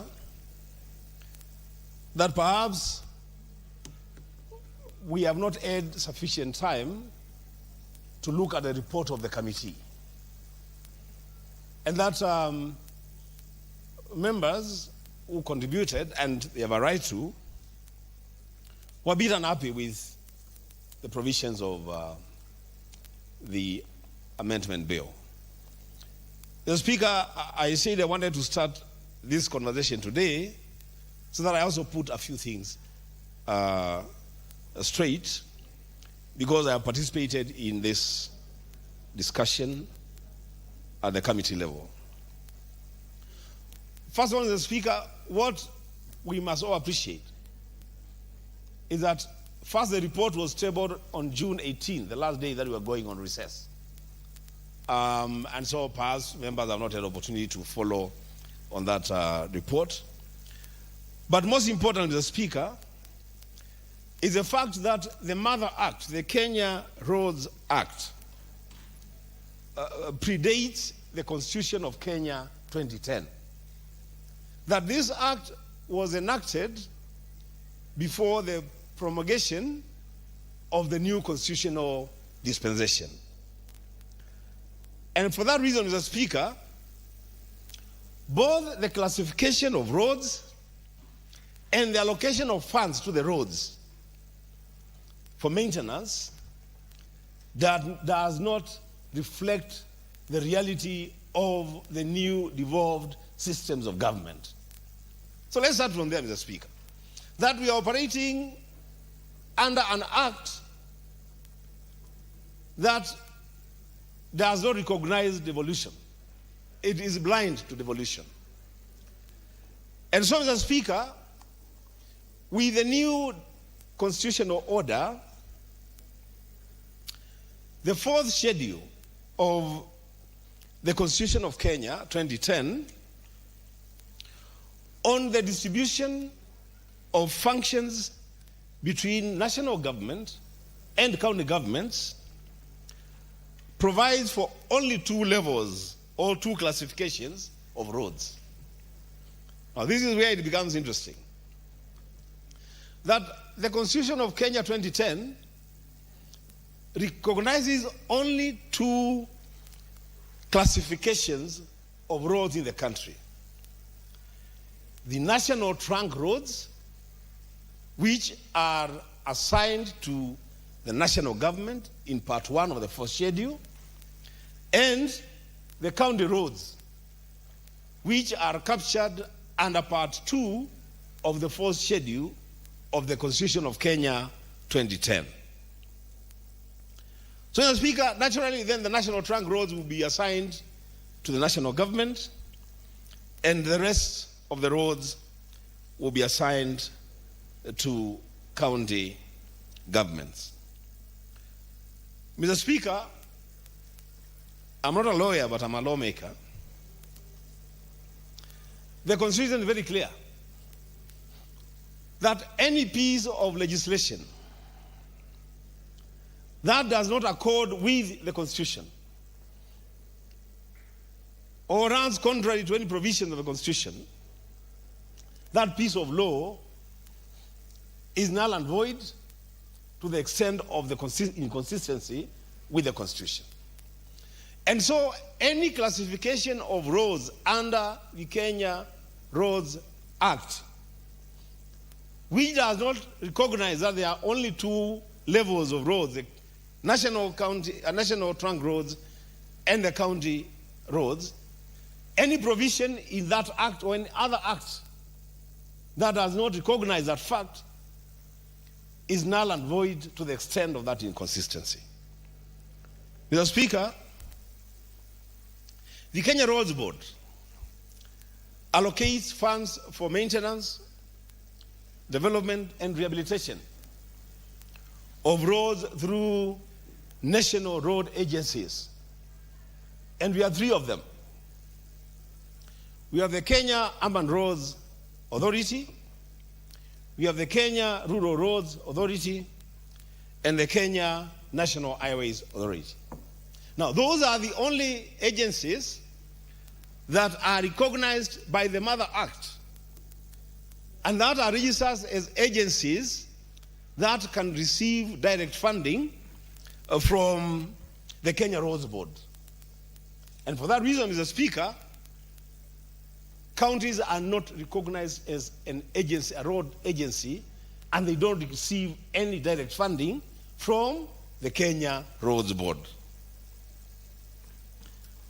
Mr. Speaker, because there is no mechanism for the allocation of RMLF directly to county governments, our committee, Mr. Speaker, has found a way, and I don't want to go into the details of that because in the report and the mover moved, but there is now a consideration by the committee that counties be recognized as agencies that can directly receive funding from RMLF and from the Kenya Roads Boards for the maintenance, for the rehabilitation, and for development of county roads.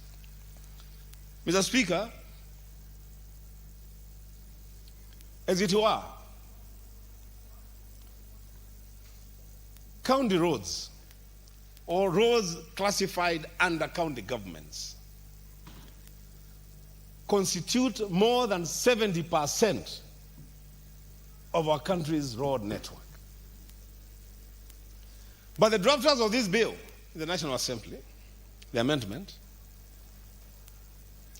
are only proposing 5% of funds to go to counties and 95% to go to the national government. Mr. Speaker,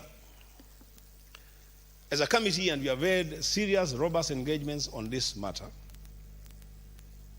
I heard yesterday members proposing around 15%, others 20%, others 25%. Through a scientific method, Mr. Speaker, the committee is recommending 49% of the monies for rehabilitation, development, and maintenance of roads goes to county governments. And then 51% will go to the national government. Mr. Speaker, I see an attempt in this bill to bring another alien classification of roads being called constituency roads. Mr. Speaker, there is no provision in the Constitution or in law that recognizes any road called a constituency road. There are reasons, Mr. Speaker. And so, Mr. Speaker, this bill that came from the National Assembly, we have looked at it at the committee, and I said I need to make this record straight, that the members debate this matter. They know that we have proposed serious amendments. So what we need to, Mr. Speaker, get is assurance from the leader of government business in the House that if this bill passes second reading, it will be available for members to push through amendments in the third reading. Because, Mr. Speaker, I've seen an attempt here by members of the National Assembly to actually increase the allocation to the CDF fund through this roads bill. They want a lot more money for roads to go to the national government, and then because they are the ones responsible for functions relating to the national government, then they will be in charge of the rehabilitation and development of national roads that will have the lion's share of the allocations. So, Mr. Speaker, I wanted to make that clarification very, very clear, that the committee is seized of this matter, and that nobody should have the illusion that by the chairman of the committee moving the motion and tabling the report, there is agreement between us in the committee and the provisions as captured in the bill that has arrived here from the National Assembly. The Speaker, as I conclude, I want to urge my friends, my colleagues, who will be contributing to this bill, to realize that it's a big danger to devolution as we know it if we allow a clawback on the matter of roads. Because, Mr. Speaker, there is now evidence that even when this administration is given an inch, it wants to take a meter. We should not allow this administration to bring alien classifications of roads while we have a Senate that, under Article 96 of the Constitution, Mr. Speaker, is supposed to defend and protect the interests of counties and county governments. Mr. Speaker, if it is true, and it is true, 71% of Kenya's roads network is resident in our counties, then, Mr. Speaker, it follows without saying that a lot more allocation for the maintenance and construction and rehabilitation and development of roads, that money should go to county governments. Mr. Speaker, with those remarks, Mr. Speaker, I'll wait to see how we proceed on this debate and whether then there will be an opportunity at that reading to introduce the amendments that the committee is proposing. Mr. Speaker, I thank you.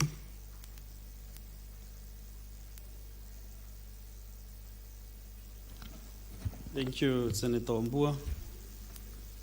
From my dashboard, there is no other senator who is interested to make any contribution to this motion. Therefore, the mover to reply, that opportunity has been deferred. We go to the next order.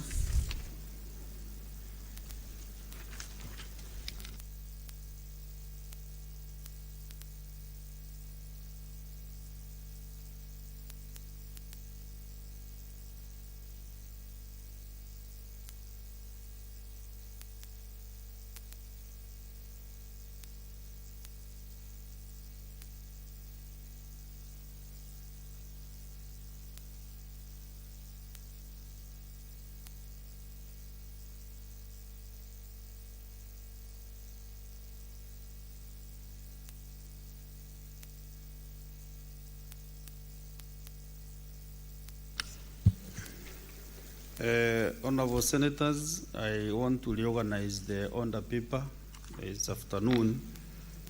Therefore, from order number 11 to 21, these are divisions. So they stand defined. We go to order number 22. And this order number 22, the debate is ongoing, but I cannot see any interest, Clerk.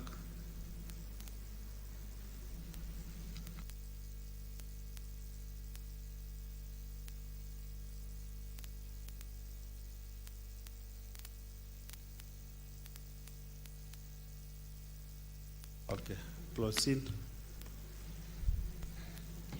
Order number 22, motion, provision of IFMIS reports for county governments to the Senate. Resumption of debate interrupted on Wednesday, 15th July 2026, morning sitting.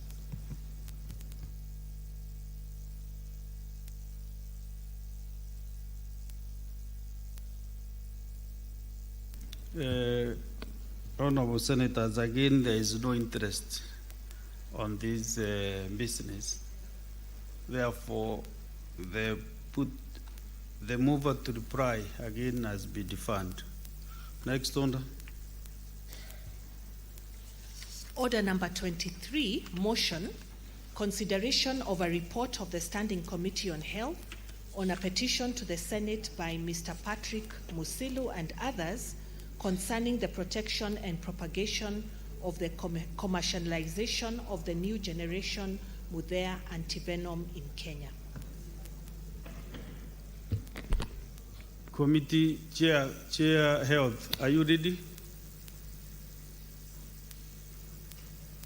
Vice Chair Health.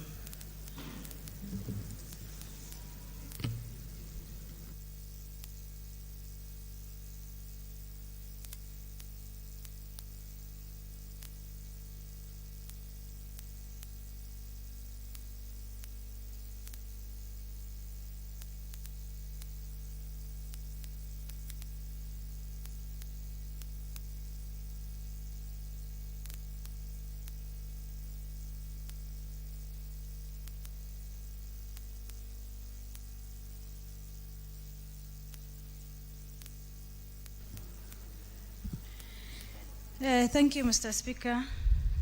I beg to move a motion, a report of the Standing Committee on Health on the petition concerning protection and propagation of the commercialization of the new generation Mudhea antivenom in Kenya.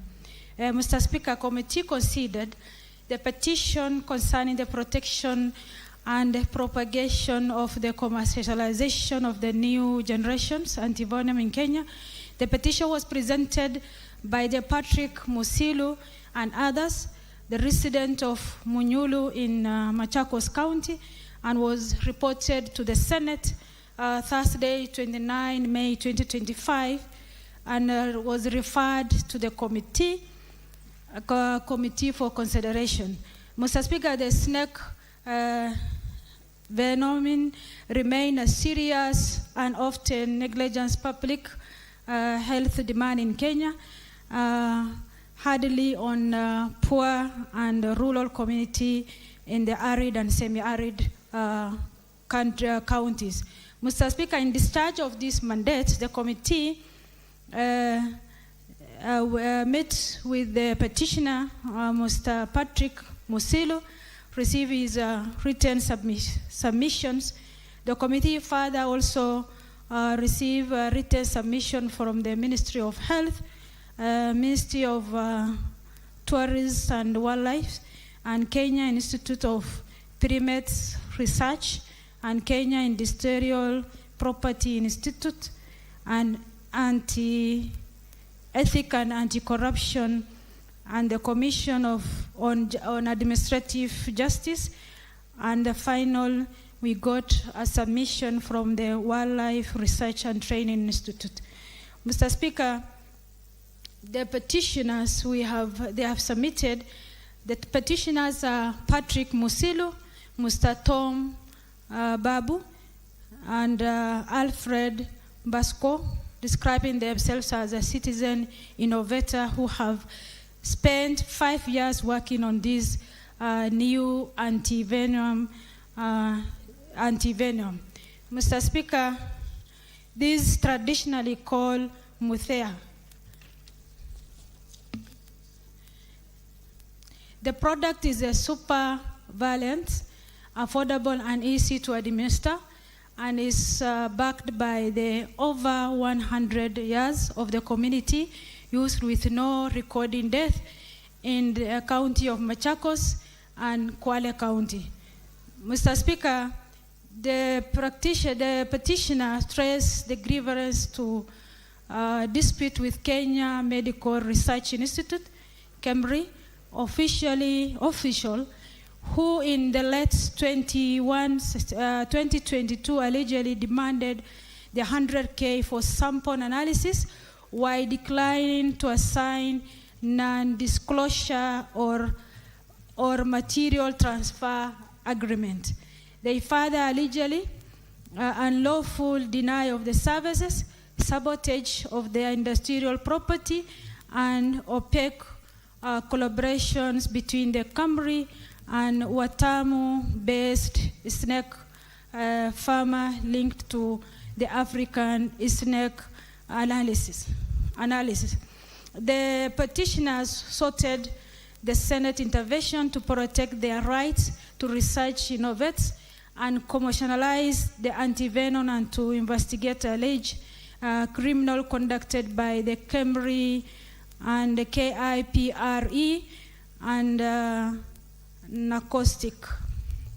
Mr. Speaker, the committee considered the petitions and the committee come up with this observation. As we have contacted the stakeholders and the petitioners, the committee observation is one, that the petitioner right to research and innovate and pursue the commercialization is protected under the Article 11, 40 and 43 of the Constitutions. And the Ministry of Health expressly welcomed the local innovations in the snake bite in Vodem and having invited the petitioners to engage KEMRI and KPRE. Secondly, the petitioners has filed the patent protections, but application number KEP/2022/4326 elapsed upon expiry of the statutory 12-month period, while the application number KE/P/2024/4942 was abandoned for non-compliant with formality requirement. Mr. Speaker, also the committee observed the Ministry of Health confirmed that shillings 100,000 demanded from the petitioner was lawfully standard cost recovery charging applicable to all clients, not an evidence of denying of the service, and there is no credible or sufficient evidence of unlawful denial of the service through impunity or complicity of the government agency as alleged. Therefore, no basis for recommending the separate criminal engagement. Mr. Speaker, also the committee observed that across different agencies indicates the absence of unified framework or guideline document setting out the complete validation process and application fees, responsibles, institutions, and timelines for completion. The absence of this single time bound and costed a pathway to weak inter-institutional collaborations, but does not amount to unlawful denial of the services. Mr. Speaker, also the committee observed that through the submission of the petitioners, several petitioners' submission directed at the officer of the different agency containing abusive, deterioratory, and demeaning of the language, including ethical and charging and racially inflammatory content directed at identifiable individuals discharging the official function in KEMRI and KPRE and other government agency. Mr. Speaker, also the sixth one of the observation we have observed, while the petitioner's frustration at the slow progress of his initiatives in understandable, his conduct fell below the standard of the good faith and expected of any personal engaged in public institution, maybe itself had been material obstacle for constructive engagement he sorted out. The petitioner also alleged allegation that Kemri colluded with Lamu-based snake farmers and African Snakebite Alliance to infringe his formulation is unsupported, with KIPR and describing the alliance as a multi-country research costume, and the Ministry of Health find no evidence on any donor-funded projects involved. Mr. Speaker, finally, the committee make the following recommendation on the petitioner's prayer. The Ministry of Health should, within 60 days of the adoption of this report, convene a structured facilitation meeting bringing together petitioner, Kemri, KPRE, PPB, an acoustic, and finally KPI to agree and issue a single written and costed validation roadmap within a defined milestone, and name the contract officer with the aim of eliminating bioetics and ensuring the petitioner's product is objectively analyzed and protected. Mr. Speaker, the other recommendation which the committee recommend after listening to the consideration of the submission, the written submission, is the petitioners completed the agreed prerequisites and settled the application cost recovery fees. The Kemri and KPRE should commence a laboratory analysis and issue a written result within 90 days of the adoption of this report, so that the scientific merits of the product can be objectively established as a necessary foundation for any commercialization or export ambition. Mr. Speaker, finally, the committee, on behalf of the Standard Committee of Health, I wish to extend my gratitude and committee members of the delegates and commitment and insightful contribution throughout this inquiry. I also thank the petitioner and all stakeholders who provided available inputs during our investigations and considerations. For further appreciation to your office, Mr. Speaker, sir, and the office of the clerk, the Senate, for their continued support in the committee in their mandates. It is now my pleasure, Mr. Speaker, that I move the motion, and I wanted Senator Sigay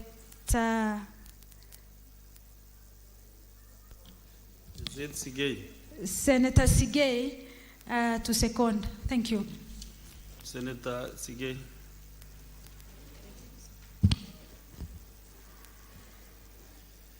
Thank you very much, Mr. Speaker. As I second this motion, I would like to highlight, Mr. Speaker, the provisions of Article 119(1) of the Constitution that provides, and I read, every person has a right to petition Parliament to consider any matter within its authority, including to enact, amend, or repeal any legislation. And sub-article 2 provides that Parliament shall make provisions for the procedure for the exercise of this right.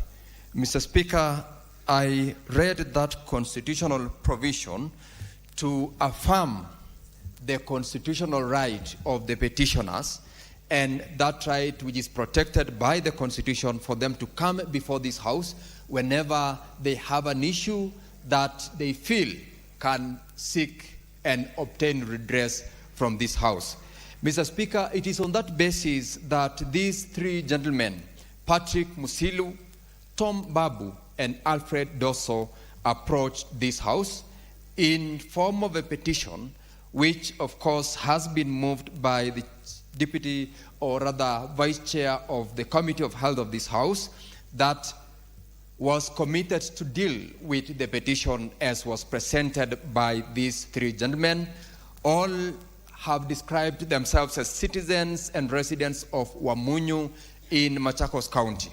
And Mr. Speaker, they described themselves as innovators of a non-animal plasma antivenom who have spent 5 years working to commercialize a new generation antivenom derived from the chemically synthesized traditional mudea, also branded SBE Elixir antivenom.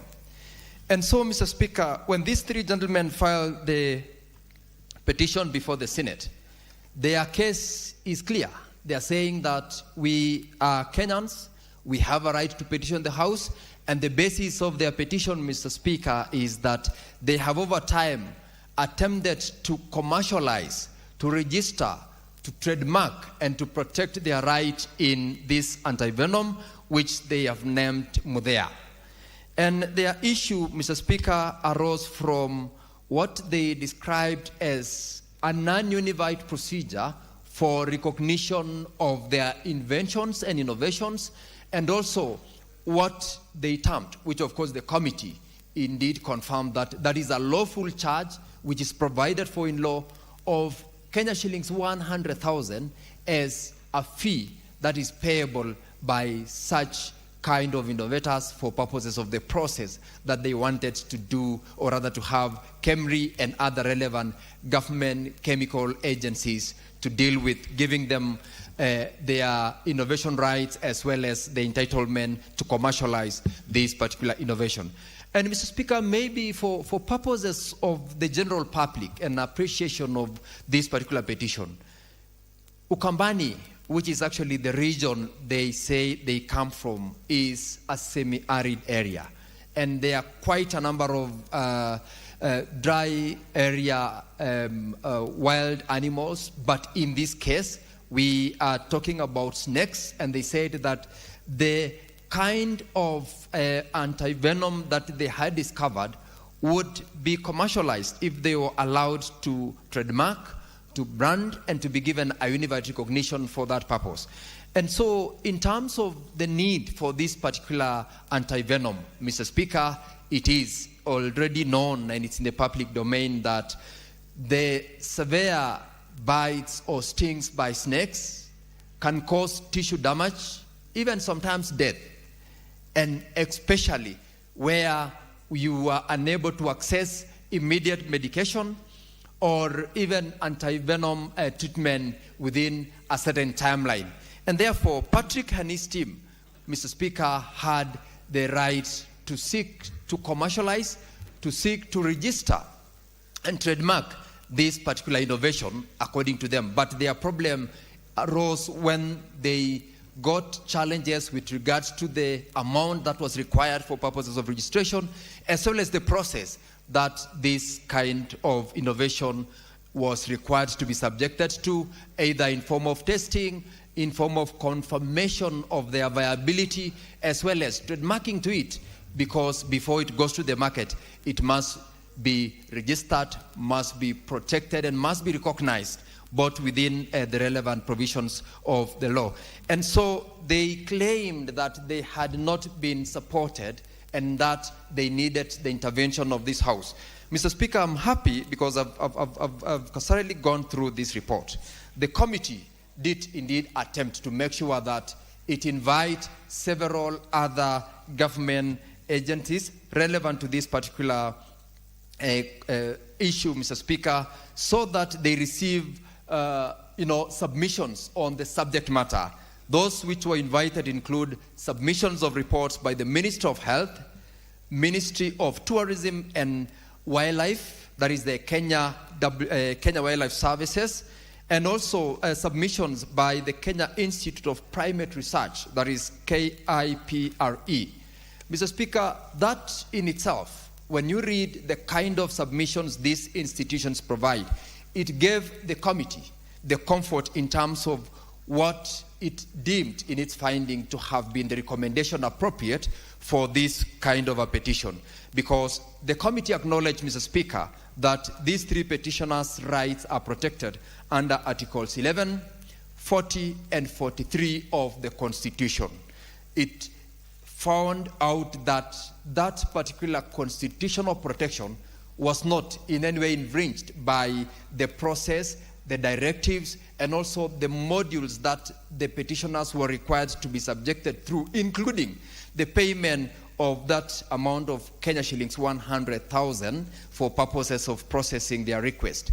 And so the committee, in its recommendation, Mr. Speaker, having gone through all those submissions by all these institutions, including KEMRI, and as well as the Pharmacy and Poisons Board, and also the National Commission for Science, Technology and Innovations, known as NACOTSI, and other very relevant institutions. The committee still indeed went ahead to consider the constitutional provisions as well as the statutory provisions, including the provisions by the Health Act 2017, Science and Technology and Innovation Act number 28 of 2013, as well as the Industrial Property Act 2001 and the Industrial Property Regulations of 2002.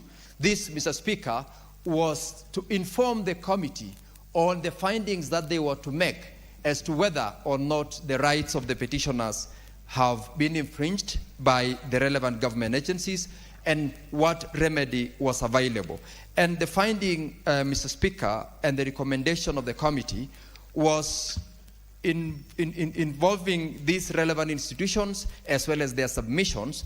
And, Mr. Speaker, the committee found that the petitioners was still required or was supposed to complete certain agreed prerequisites that are provided for in the statute, as well as payment of the applicable cost recovery fees, and also commencing the laboratory processes within certain timelines in order for them to claim an entitlement and a right to also have their innovation protected in law.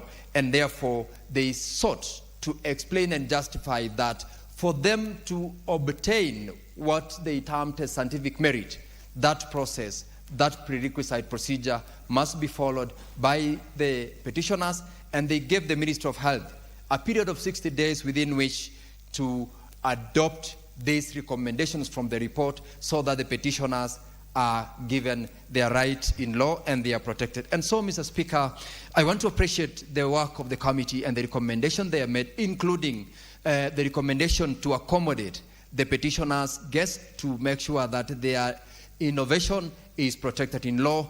And I hope that the relevant ministry and agencies who will receive this particular recommendation from the report will act within the timeline of 60 days in order to make sure that Patrick and two of his colleagues are also given the window within which to continue with their innovation and to make sure that they are facilitated to have this particular antivenom protected if it qualifies and it meets the threshold that it is provided for in law.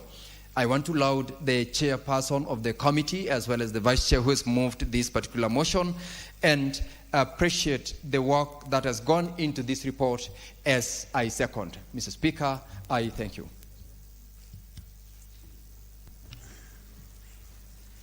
Very well.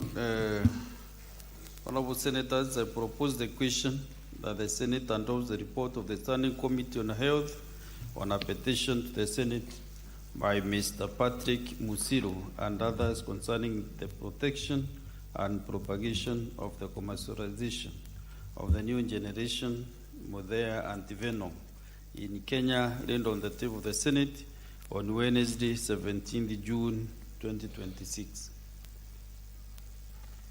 So the floor is open for any senator interested to contribute. We start with the Senator Catherine Muma. Thank you, Honorable Speaker, for the opportunity to speak to this report. Allow me to begin by commending the Committee on Health, as led by Senator Mandago, the Vice Chair and the members. This is a very good report, and it's a report on an issue that is very, very important. Honorable Speaker, before colonialization, we actually had our own science around how to treat the various diseases, how to deal with the certain issues, including issues like snake bites. Honorable Speaker, when I was a commissioner at CIC, I had opportunity to work with the 3 counties to try and guide them on the human rights approaches to health service delivery. Those 3 counties were Kitui, Bungoma, and Nyeri. And one of the things that I picked that was unique to Kitui was the rampant snake bites within Kitui. And knowing that Kitui is a vast territory, it is one of the places where you have a lot of disabilities on account of snake bites.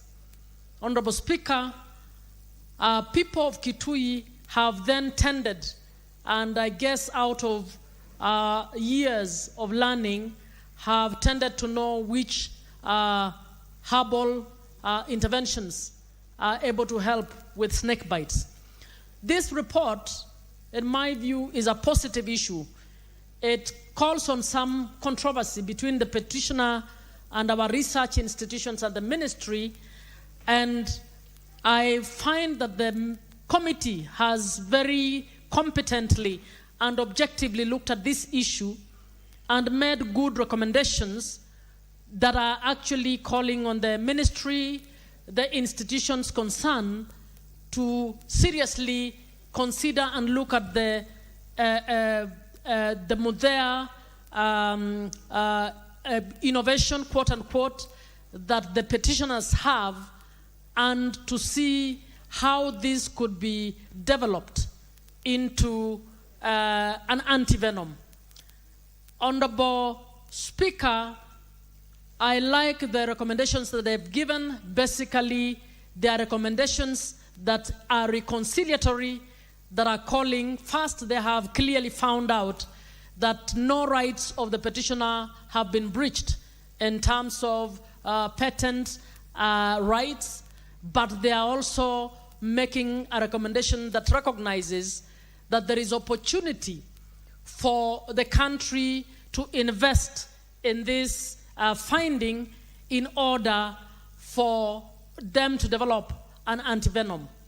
Honorable Speaker, this country has invested very little in research, and medical research is one of the areas where we need to invest in. Honorable Speaker, this particular issue is important for countries that come from counties that are arid and semi-arid, where sometimes you have a lot of snakes. But it's not just the counties that are arid and semi-arid. Honorable Speaker, our own worker in Nyakach recently got bitten by a snake during the drought. He went to a kisima, and while he was trying to get the water out, there had been a snake in that well, and he was bitten. We got into a panic, and we consulted, and I was so happy to learn that because of the Professor Anyang' Nyong'o's innovation of using drones to deliver medicines for emergencies, we did not have an antivenom in Nyabondo, which was the nearest hospital that this person was sent to. But in a short while, the drone, the antivenom was dropped from Muhoroni using a drone, and this person was able to get treatment in a timely manner. It meant that they were not going to have any of the hand cut off or the fingers cut off because the intervention was not done in good time. So what am I saying?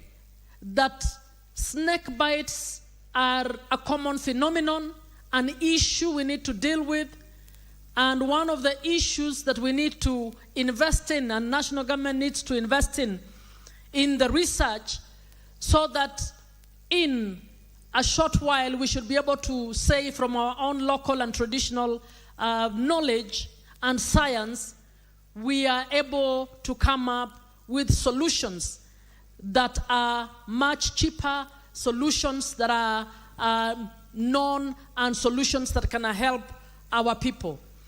And I'm asking that, in fact, it is just that I forgot. After that incident that I've talked about, I thought maybe one of the issues we should have an intergovernmental conversation around is the issue of antivenoms and snake bites. Honorable Speaker, you cannot have antivenoms in every area or in every clinic, but the snakes are in every village.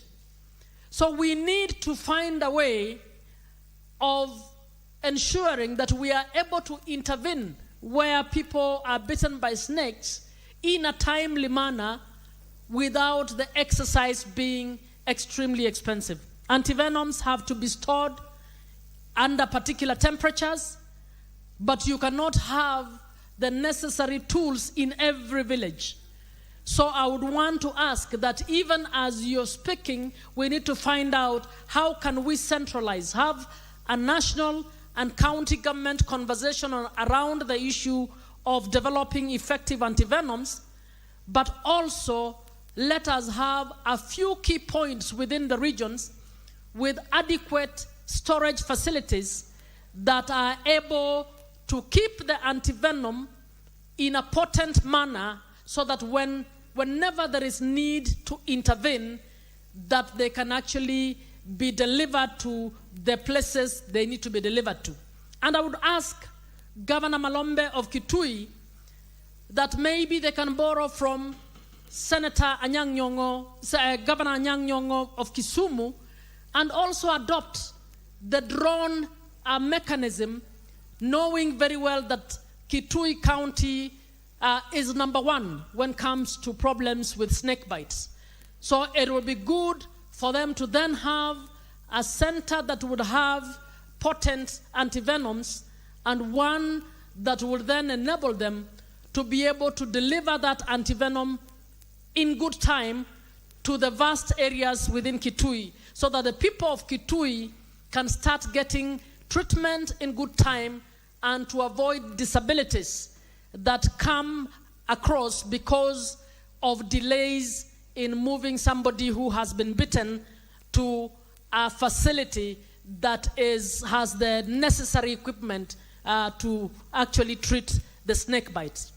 So, Honorable Speaker, I just want to congratulate the committee once more and to thank them and to indicate that the issue is not trivial. The issue is serious and is of benefit to every county in this country, and it is something that I would say you need to follow up, maybe to see whether you can have a conversation with the Minister for Health, with the relevant research institutions, to work while acknowledging the role played by the petitioners, to work with them to enable this country to come up with some of our own local solutions around the snake bites.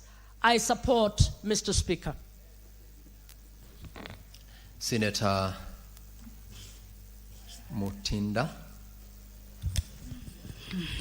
Thank you, Chair. I rise to support this petition. Yes, it's been through our committee of health, And Mr. Speaker, first of all, is really to appreciate the petitioner, Mr. Patrick Musilu, who comes from the Great Eastern Region. Yes, and as Senator Muma has put it, where I come from, my other motherland, Kitui, is where we have a lot of snake bite issues, Mr. Speaker. The petitioner, before he appeared and petitioned this matter through Senator Okiya Omtatah, he has come across, these particular issues of snake bites. In his capacity, they've tried locally on how to be able to mitigate and do the treatment locally. And it is in his wisdom that he felt that he needs to take this to the next level, Mr. Speaker. And as the petition indicated, he tried to seek different stakeholders' attention to be able to be allowed to produce this particular antivenom medicine in this particular country, Mr. Speaker. And to an extent that he was not able to succeed, Mr. Speaker. Mr. Speaker, as a committee, we found it fair and wise that Mr. Musili be given an opportunity. There be a collaboration, a committee that is formed by the Health Ministry that brings about different stakeholders, the Cambry Pharmacy and Poisons Board, Mr. Speaker, the KIPI, and other organizations in relation to the research and the medicine production, Mr. Speaker, so that they can be able to also guide Mr. Patrick Musili, because they are the experts, they are the ones with many tools, the standards that are needed, so that he can be able to be guided on how now can this production of the antivenom be produced. Mr. Speaker, when this is done, of course, the cost will be much cheaper, because the cost currently, because the drug is currently being imported, then the cost is extremely very, very high. But in the local production, first of all, it will create more job opportunities for our people locally. They'll also be, the drug will be much cheaper when it's produced locally. But the bigger goal is that the availability of it will be able to ensure that most of our people are able to, have it and access it cheaply. The only issue, Mr. Speaker, which was quite absurd, a bit, for lack of a better word, is the processing of how to get the venom, Mr. Speaker.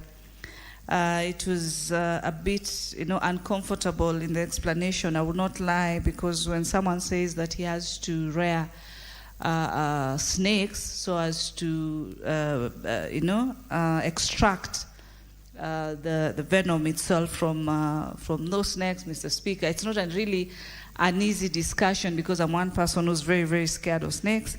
But Mr. Musili was able to communicate to the committee that this is a procedure that he's supposed to use. He's supposed to start rearing them and then be able to extract the drug or the medicine, the anti-venom medicine, directly from the snakes, Mr. Speaker. So the best we could do is to advise and recommend that through the Ministry of Health and the other stakeholders, Mr. Musili should be given audience through this stakeholder, so that he can be able to be further guided, and there be policies and frameworks that should be put in place, so that in the process of the production of this particular drug, it will be done in a way that is correct and adheres to the framework and the different policies. So with those and many of you, I really appreciate my colleagues in the committee, and I do support, Mr. Speaker. Thank you, Senator Mutinda. There seem to be no other senator who is willing or desiring to further contribute to the petition, and I therefore call upon Senator Mariam to reply.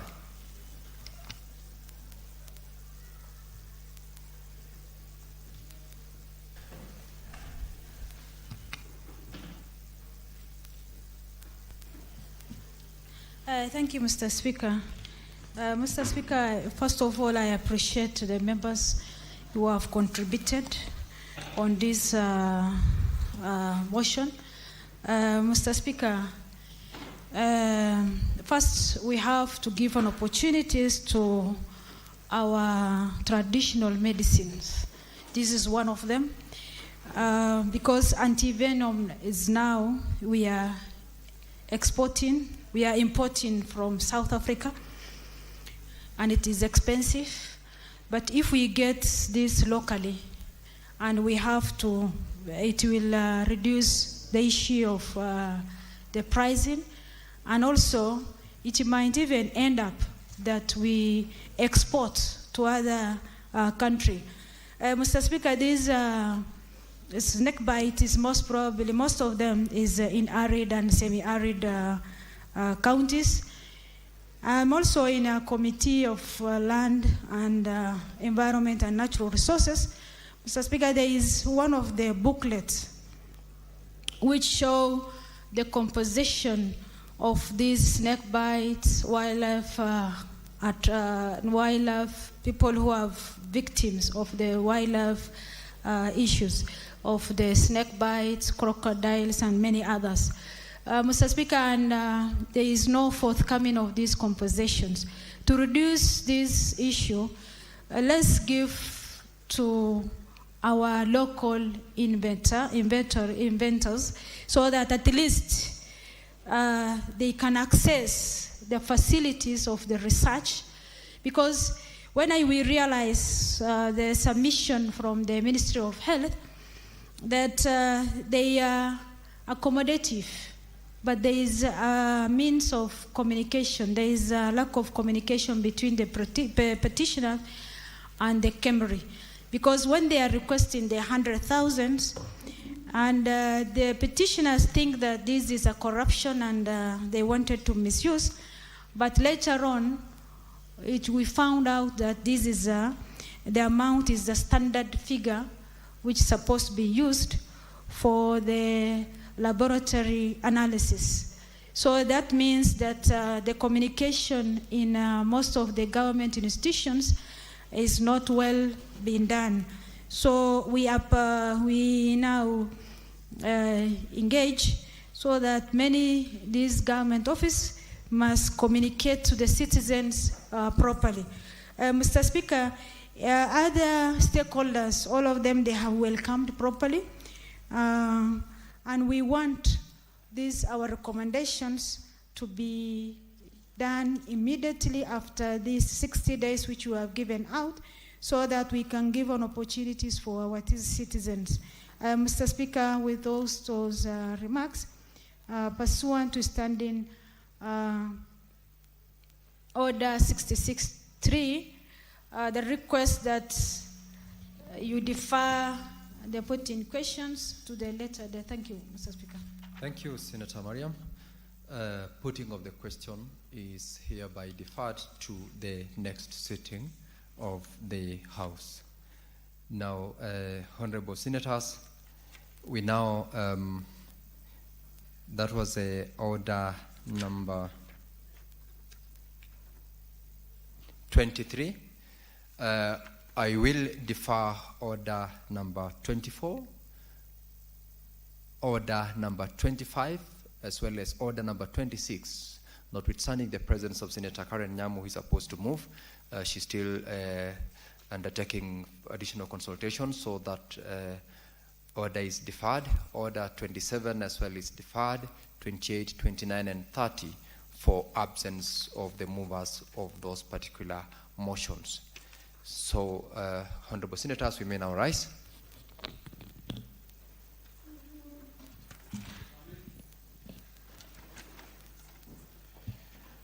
Honorable Senators, there being no other business on the order paper, the Senate stands adjourned until Tuesday, 21st of July, 2026 at 2:30 p.m.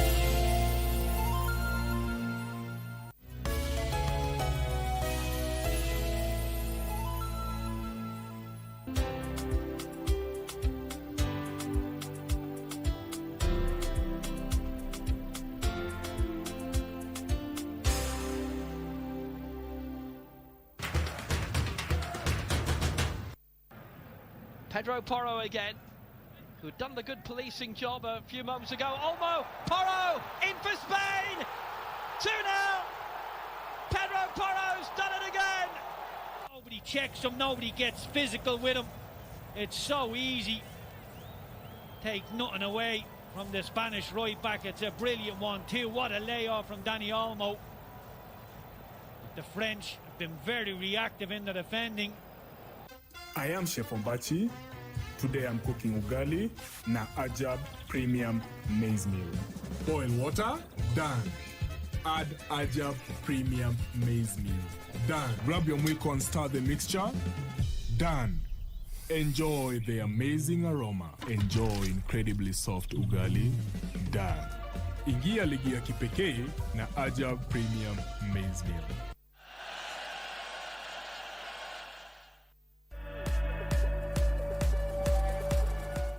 Pedro Porro.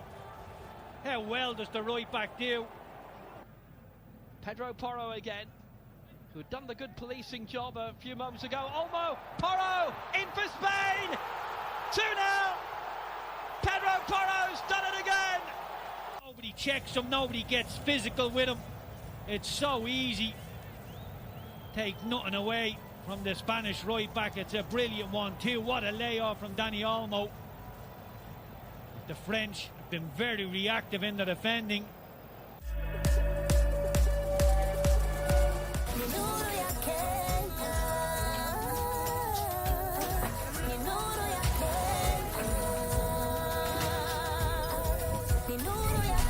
Dial *977# or download my Power app to access Kenya Power services fast and easy. Kenya Power, nuru ya Kenya. Did you know that you can purchase a last expense insurance for you and your loved ones? Consider purchasing this insurance policy to avoid unnecessary stress and fundraising when you lose a loved one. The policy covers funeral-related expenses, thus easing the burden of losing a loved one. Now you know. Read and understand the terms and conditions of your policy. This message is brought to you by the Insurance Regulatory Authority, IRA. IRA, Bima Bora kwa Taifa. All right, listen up. Colgate is on a mission. It's kind of a big thing. Colgate Herbal uses traditional nature's herbs and combines it with Colgate Science for healthy gums and strong teeth. Colgate Charcoal Gentle Clean cleans and polishes teeth for a whiter smile and a naturally fresh and clean mouth. Choose natural. Choose Colgate Charcoal.